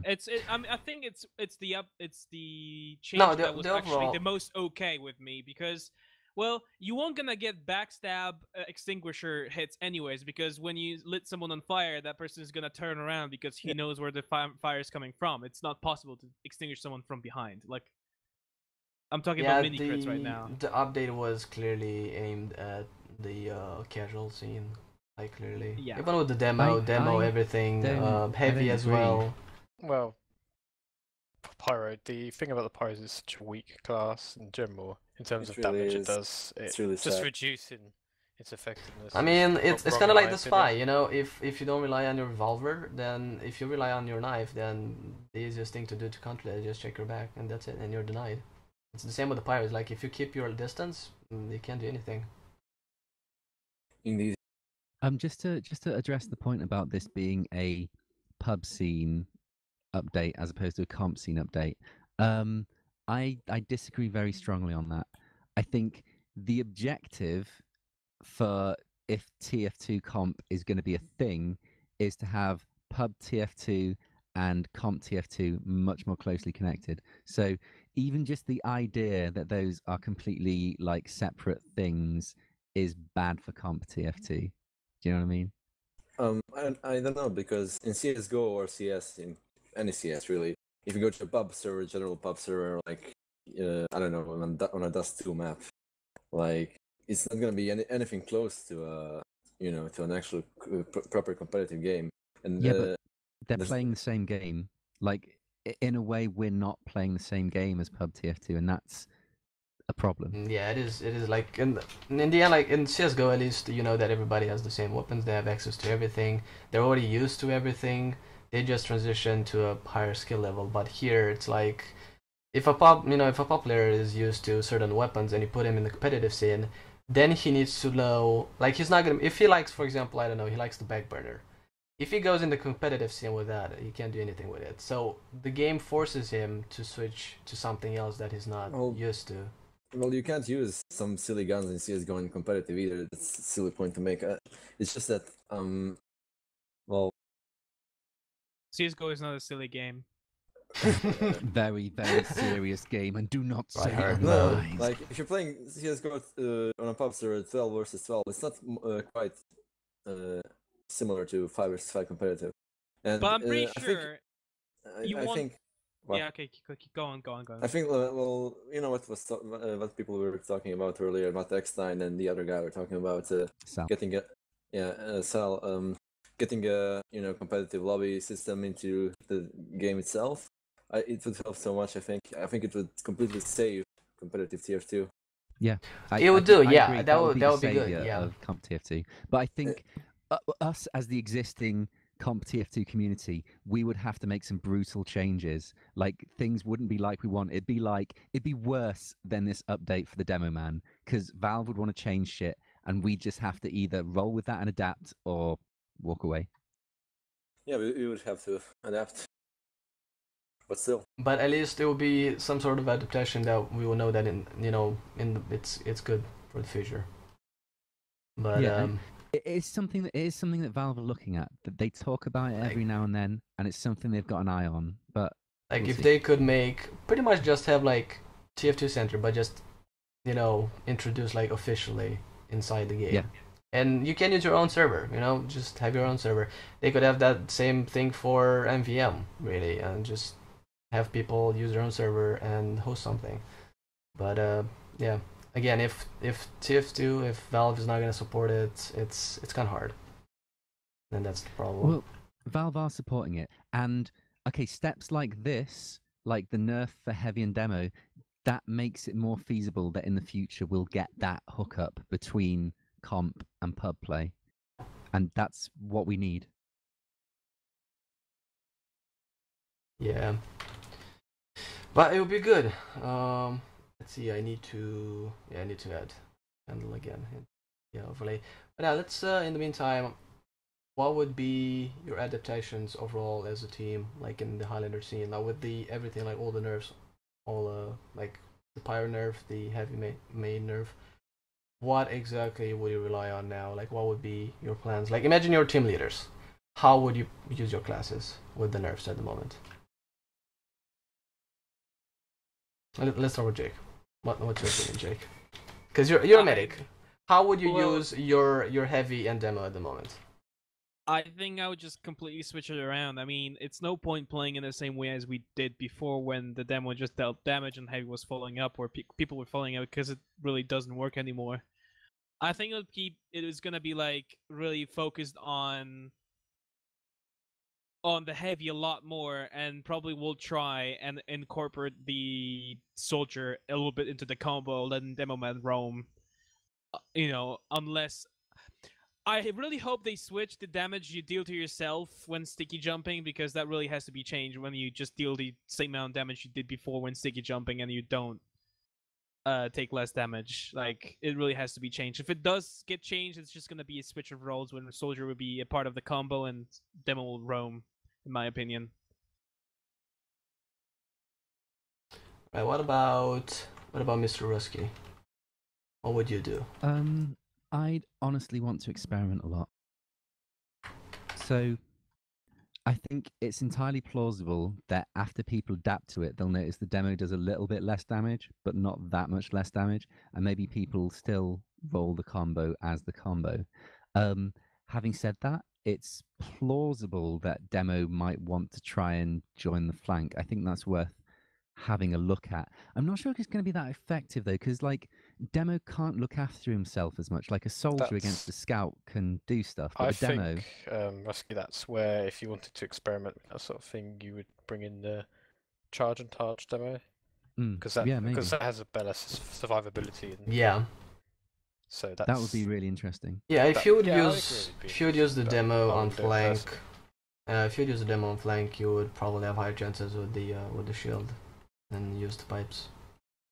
Most likely. Yeah, in fact, that'd be really interesting. That'd be like a big change in the meta and shaking stuff up. I'd love it if both were feasible. If you had like some teams that ran regular demo in combo, some teams that ran like soldier in combo, and like if they were all effective in different ways, that would be the best setup, like with the most variation and the most interest.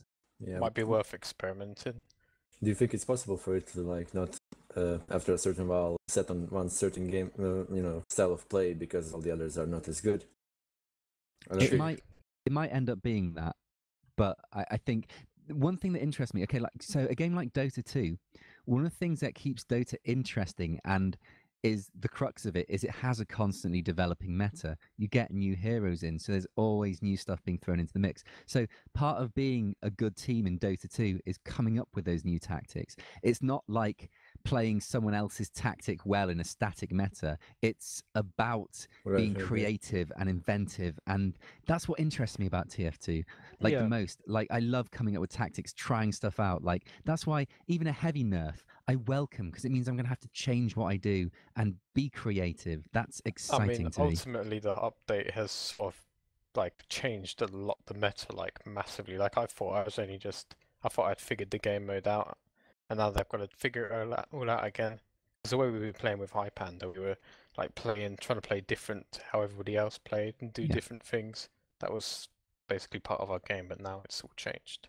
And that's the thing about TF2 in general. Like, you were talking about the Beggar's Bazooka earlier on the stream before I was in, about how that changed everything for a while. Yeah. But when you get used to something in TF2, you adapt to it. Yeah. And it becomes normal. So it takes time. Imagine a comp TF2 scene where like new weapons come out every now and then, and it just changes stuff. And instead of like instantly banning stuff, we're like, okay, shit, we need to adapt. Let's get clever. Yes. That is exciting right there. That's what I want to happen with the Beggar's Bazooka. Like, people banned it because it was doing too much damage, but I think personally that it was a lack of skill. People didn't have the skill to adapt quickly enough. Didn't develop the meta around that being a thing. I'll tell you a story from my times as an American superstar. Just kidding, I'm sad. But when we were playing in the Syndicate as a medic, there was a player called Sneaky Polar Bear on the he started using it on Barn Blitz. The first time I ever played against him on Barn Blitz, like, I literally saw him appear in the sky with the Beggar's Bazooka. Then the next second I was dead, dropped Uber. Like, I don't know what happened. It confused the hell out of me. So I watched like some of his videos, because he like made his videos. He's got a big ego, big E penis. It's a bit like you, Kendall. Whoa, me. Boom, shots fired. Wow. He's- Oh, gentlemen, please, But please, keep it, Why would keep I it try classy. and target They're having all a big really good. egu in here? Seriously, guys, come on. Keep it classy, I've please. probably got the biggest, but after like studying what he did, and then we came to Koth Arctic Week, the map, the week it got banned in UGC. Like I watched a stream of him against Ginyu Force, and he was just constantly killing overseer. Then we scrimmed them the next day, and my solution to it was expect it. Like he's gonna do this. He's not gonna stop. Yeah. Expect it. Time it. Look for when you spawn. Calculate when he's gonna be in the fight. So I was calling to my team, watch out for this, watch out for that. And me myself, my solution was to surf it.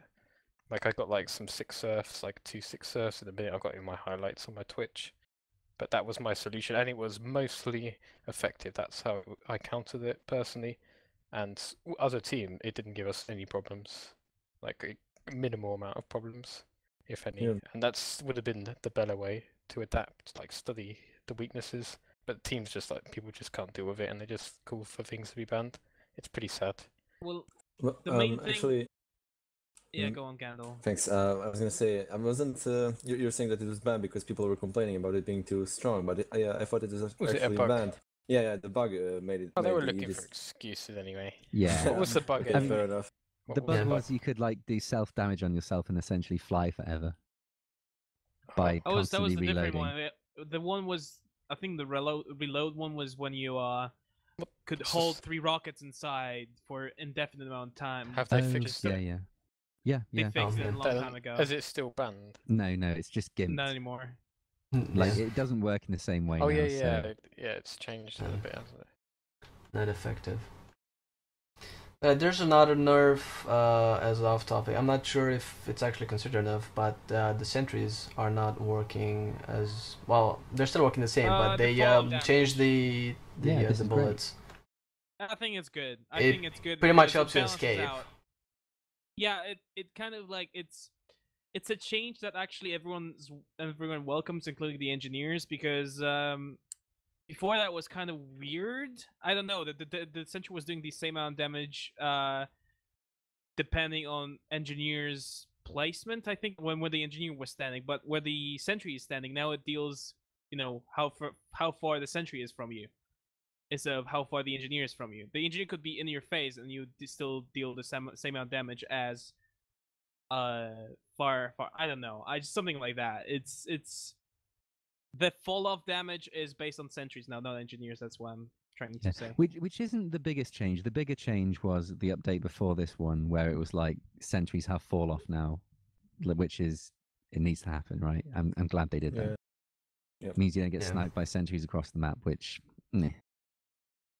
Well, Yeah, it was annoying after before, now it's for how long? When was the update when they released the lock and load?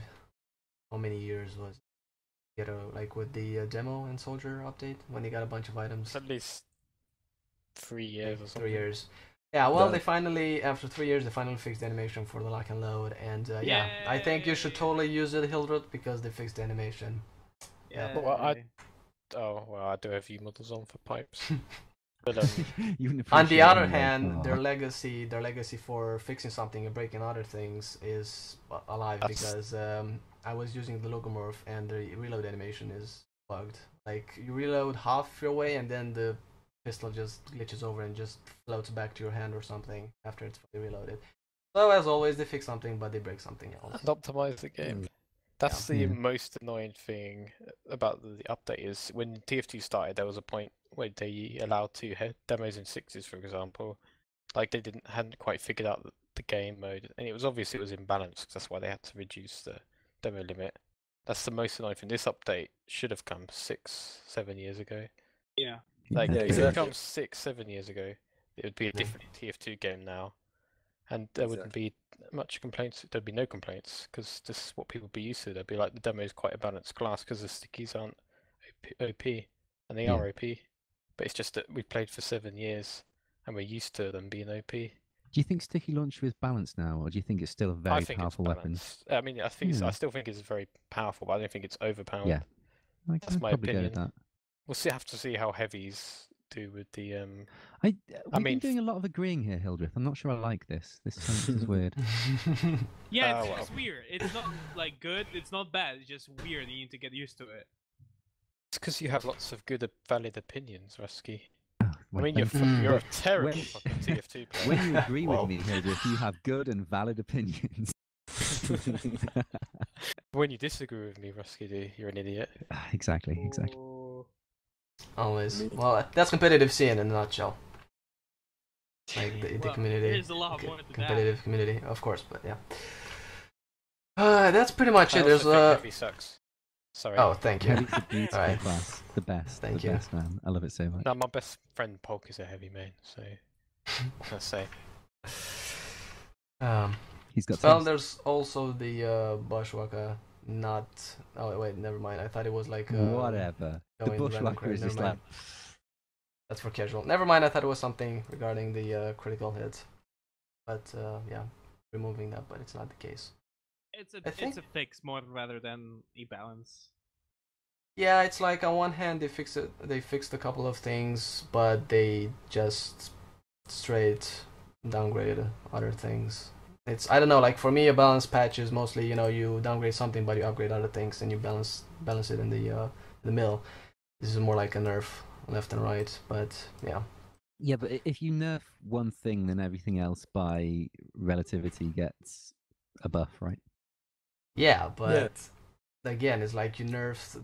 I'm talking about the thing that got nerfed. Like for example, in StarCraft 2, you nerfed a unit for, let's say, the Terran faction, and then you upgrade another unit in the Terran faction. Like I was thinking, they nerfed the demo on the That's stickies not and maybe always- upgrade that's something not always else. how like Blizzard have upgraded StarCraft 2. Sometimes they just Well- nerf shit into oblivion.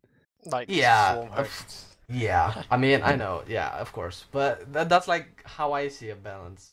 Like nerf something, but you upgrade something Yeah, but like a then middle. if that class in general is overpowered, then you have no way of. No, like, like I'm adjusting thinking stuff. it to change the to And hey, change they the did. They meta, gave the like- demo a badass shield. That shield is crazy. It is. It- Well, that's It's the much thing. It's better like than the other shield. it's like they remove the stickies, and now people are gonna complain about the shield being overpowered.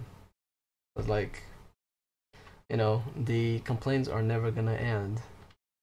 When That's we how it have goes. shields in comp, then I'll be so impressed and I'll be so happy just because that'll be crazy. Now that's when I disagree with you. Fuck the shields. Why? Oh, you're not a demo player. Fuck You're a the sticky king. man player. A You don't play demo, you play demolition sticky man. It's a demolition called man. out. It's not fucking Arnold Schwarzenegger from that film in the 80s. Why Arnold Schwarzenegger of all things? What was that film he was in with the swords? Conan. Conan? That's it. Yeah. Conan the Barbarian. Or we could go with the guy from Highlander, because that fits with it, the whole theme. Well, He's a right now demo he man. got a hat named Frontier Demolition Justice man. with this silent D. Nice play on Django the Unchained at the movie. I just I wanted didn't to see point that. out. They're more It's intelligent Frontier than they think. Justice. It's fun. Like the references they made to some things are great. Like the Heisenbergs from Breaking Bad for the engineer, the hat and the mustache. It's great. Cute item. But for the shields, I mean, I can see it possibly like styles develop with it, but I personally don't like it. But I wouldn't. I'd be surprised to see it develop into like you were saying about having Devilman with the charge and charge on the flank, or maybe in sixes we've already seen people use it before, like Solid Star. Snake from Complexity years ago, and lately Pure's been trying to experiment a style where he like charges in with the charge and charge, soaks up damage and distracts for his team to follow up. Like that sort of thing has already been experimented a little bit in the game and will probably just get stronger. Personally, I don't like it, but you just got to get used to things you don't like. It's life, man. What don't you It's like TF2. about it? Because it's fucking shield, that's why. It is It's just- aesthetic. I mean- And I'm not saying Generic, it's a it's just valid that- complaint by an aesthetic thing. It's well, weird, it's, not, I it's the admit. fact that It's about that it's a reduces damage- shield. damage reduction, and you substitute explosive damage. So you substitute a weapon that the pipe launchers as well. No, sorry, the sticky launcher. I got it confused for a second.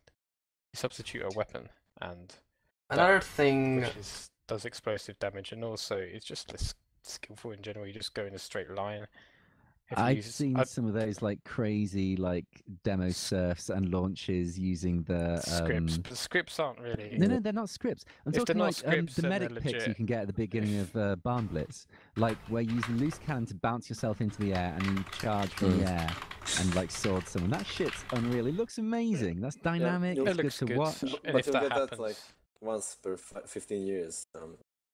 it's like when the whole like Caber and the medic thing came very big when Caders did it.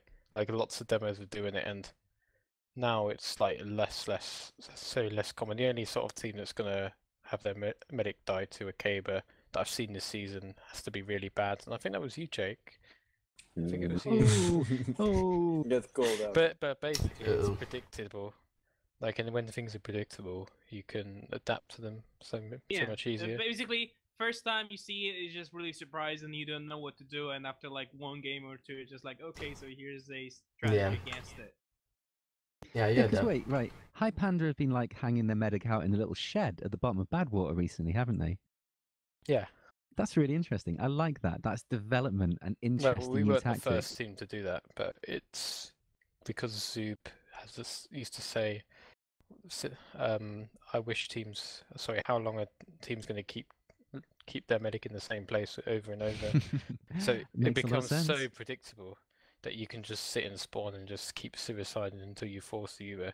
So why not just move your medic around instead of sitting on the top? Why not move him Yeah, around the having a hill, medic move up him, there hide isn't him? actually that Yeah. essential. Like if they like Uber along top, you've got a pyro there. Job done. And it's been Can mostly confirm. effective. Yeah, it's a pretty good tactic.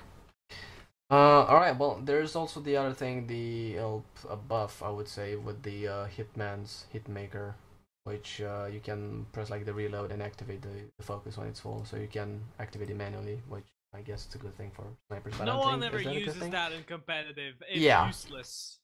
But I thought of bringing it up because it was added up, so had to make sure to clean up everything. But yeah, sixes, I don't know. Sixes is hard. If I see the shield in sixes, I would laugh. It could work. I don't know. I think if they would have made it, at least maybe add another pipe grenade launcher. Well, it has maybe have worked in 5 sixes pipes. before. But Atomicus is don't think it has worked in sixes before with Solid Snake, and it has worked with Pure using it as a strategy. And now that the demo's got like the stickies have gotten weaker, we will see it more and more. It's almost guaranteed. Yeah, of course. Extra pipe would be lovely, thank you. Yeah, I mean, on the other hand, it's good because they're just gonna Oh get better my at God. countering scouts. Yeah, what? They've updated the in-game HUD. You can see your damage during the game. I Oh, said yeah, that's- before! Oh, I didn't Yeah, hear that's that. Oh good, my yeah. God, this changes everything. Yes, it That's does. awesome. That's why I said I can pad dealt stats more. 4,000 damage for 3 people with the airstrike, and saying that it's so impossible to get any kill. Everyone's just healed fully. Ugh. Ah, okay, Yeah, that's cool. that's a good. It's amazing though. It's finally something like good for the HUD itself.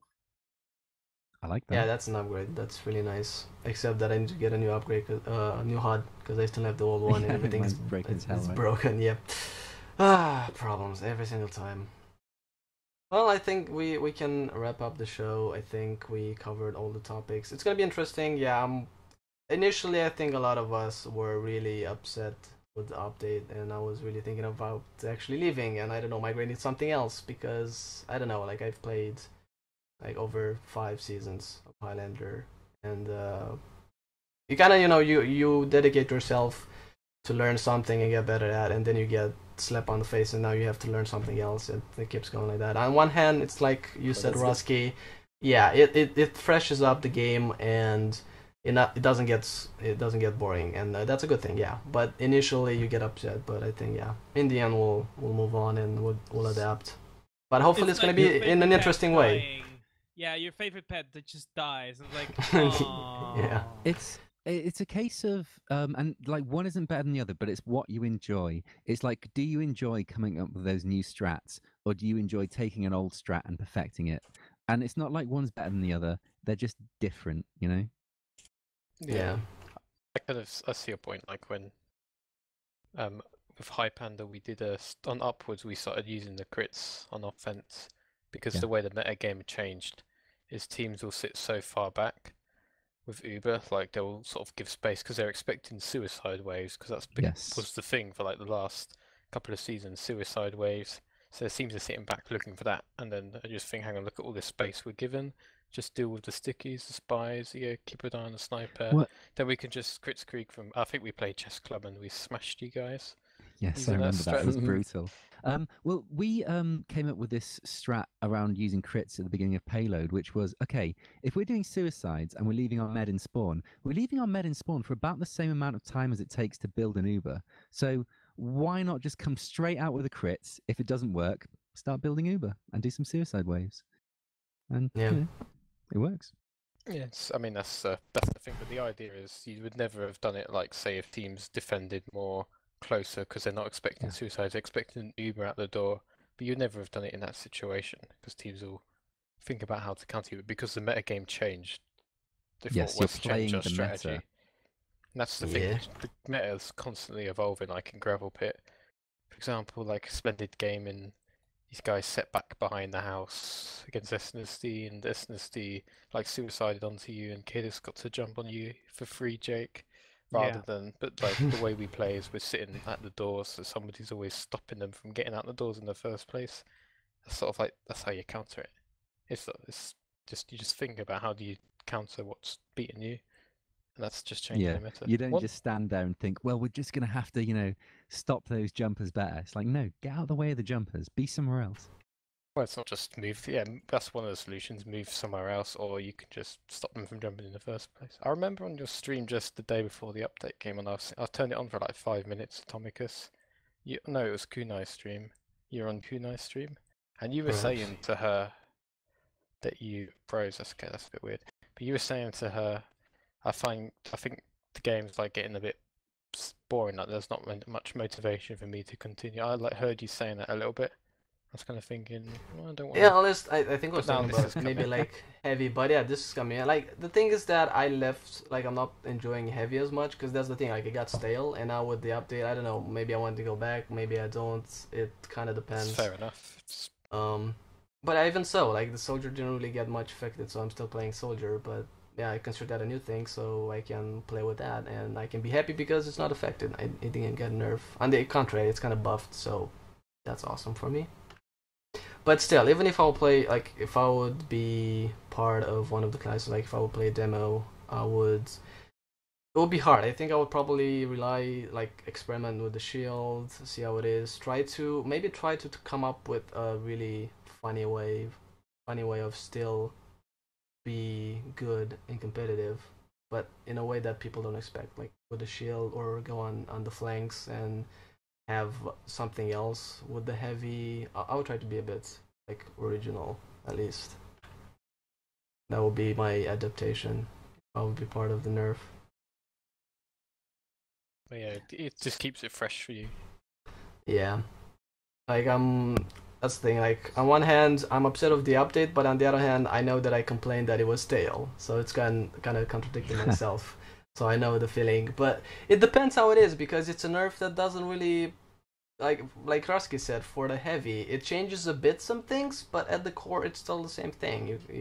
Well, it's not that big of a change. For the demo man, it encourages some aggressive play, and like here's the thing, right? As a heavy, you're like looking against the other combo, like you're up against the other heavy, and if you play more intelligently, the other heavy doesn't have the same reaction time anymore. Like if you play more intelligently than the other heavy, you just got better. You just got a buff against the opposing heavy. I'm going to wreck people now. It's going to be amazing. I love it. Well, that's good. But yeah, like that's the thing. Like for a heavy, it's not that big of a nerf, and at the core it's still the same. But for demo man, you need to change a lot of things, like more, and that's fresh. That's the sort of freshness that I'm kind of looking for, but for more classes. For the heavy, not much. The pyro the same. The pyro already had the power jack that pyros use from time to time, so you can just swap to that if you think it's too much. But yeah. Okay. I closed it. Yeah. What is it, Kendall? You're supposed to have alternatives, like I said earlier. Yeah. Yeah. Well, I think Pyro is the class that's got the real short end of the stick here because they've lost an option, and that is sad. yeah, that's the thing. Like at least with the heavy, like sure you got nerf, but you still have that option. You just need to adapt and make it work Look, in your advantage. okay, And there's another thought, which is like in Highlander, it's like one set of 9 classes against the other set of 9 classes. So, like, however your class is in that rankings, like spies for ages have been like at the bottom of the rankings, right? They're like, if a player had to drop from your team, lose the spy, they're fucking useless, right? But like, if you do better than the opposing team spy and you're doing more work for your team, then you're winning, right? So, like, don't consider your place. Don't consider you're fighting against the whole other team. Just make sure you're doing better than the other team's class, and if everyone on your team's doing that, you'll win. Teamwork, if everybody's doing their job, then yeah. Well, now if anything, they can just yell at the demo because they're gonna be like, "Oh, they nerfed you, so you can't do anything." The demo is not as responsible anymore. Like no, before, yeah, it's like true. If your team lost, it's probably the fault of the demo because they're like the big part of the team. But now it's like demos could be like, "Whoa, no, this isn't my fault. It's you guys. You need to fucking up your game." Yeah, it's true. All right, well, I think that it's been like 2 hours, more than 2 hours. Some people are starving, from what I know, and yeah, it was interesting. I'm glad. I really enjoyed more opinions. So yeah, I was really upset, but I think I am. It's for the better. Yeah, it freshens it up. Even though I'm just gonna play soldier, but yeah, I am a multi sub, so I'm still playing demo stuff. Gonna have to see how it is, but I'm probably gonna rely on the shield more and have fun. Like play it more in a fun way, and yeah, go with the soldier Jokes for on now. you, man. They're gonna turn it back the next tomorrow. It's just gonna change back. God, Jokes I on hope all not of so us. much. Damn. Get trolled. I don't think so. But yeah, There's it's a fresh thing. they I guess. might, but I honestly don't. No, I mean if they do. did change some things with an update after the second day, and I think if they would have wanted to revoke things, they would have done it then. But we'll see. They might make the demo like a little bit stronger, like not maybe reduce it by like 25% or something like that. I don't know. Yeah, maybe just. I think ultimately, nerf. If they wanted demo to have an offensive capability, put it on the pipes, not on the stickies. Yeah, Yeah, just up increase the pipes to 6 like it used to be and be done with it. the stickies are OP in Demo's general. not meant to the be reduction is an offensive class. a good like, thing, even though it annoys me. At least with the grenade launcher, even though you have six pipes, at least you need to aim properly to be able to deal significant damage with them. With the stickies, it's kind of like just spam them and kind of easier. Yes, Kendall. Well, rollers still do a lot of damage, but yeah, you're right. Still, yeah, but the thing is that the bigger your magazine is, then the longer it's gonna take for you to reload. So it's That's what kind of she balances out. Wow. Boo. Wow. There you go, Jake. I'm done. I'm leaving. Note. I'm leaving. On that note, I'm leaving. Bye. Well done, Jake. Well done. All right. Well, yeah. Yes. That's enough. We're gonna end with that. Perfect. So yeah, it was good. We hit all the topics that we needed, and yeah, hopefully we can do this in the future. I actually enjoyed it. Yeah, it was a little bit too long, Good but opinions. okay. Rusky killed Classicast. Yeah. How did I kill Yeah. Classicast? I want to resurrect Classicast. Let's make it happen. I love that shit. Oh, let's do it. Let's make it happen. Yeah, it's fun getting shit talked all the time. Whoa.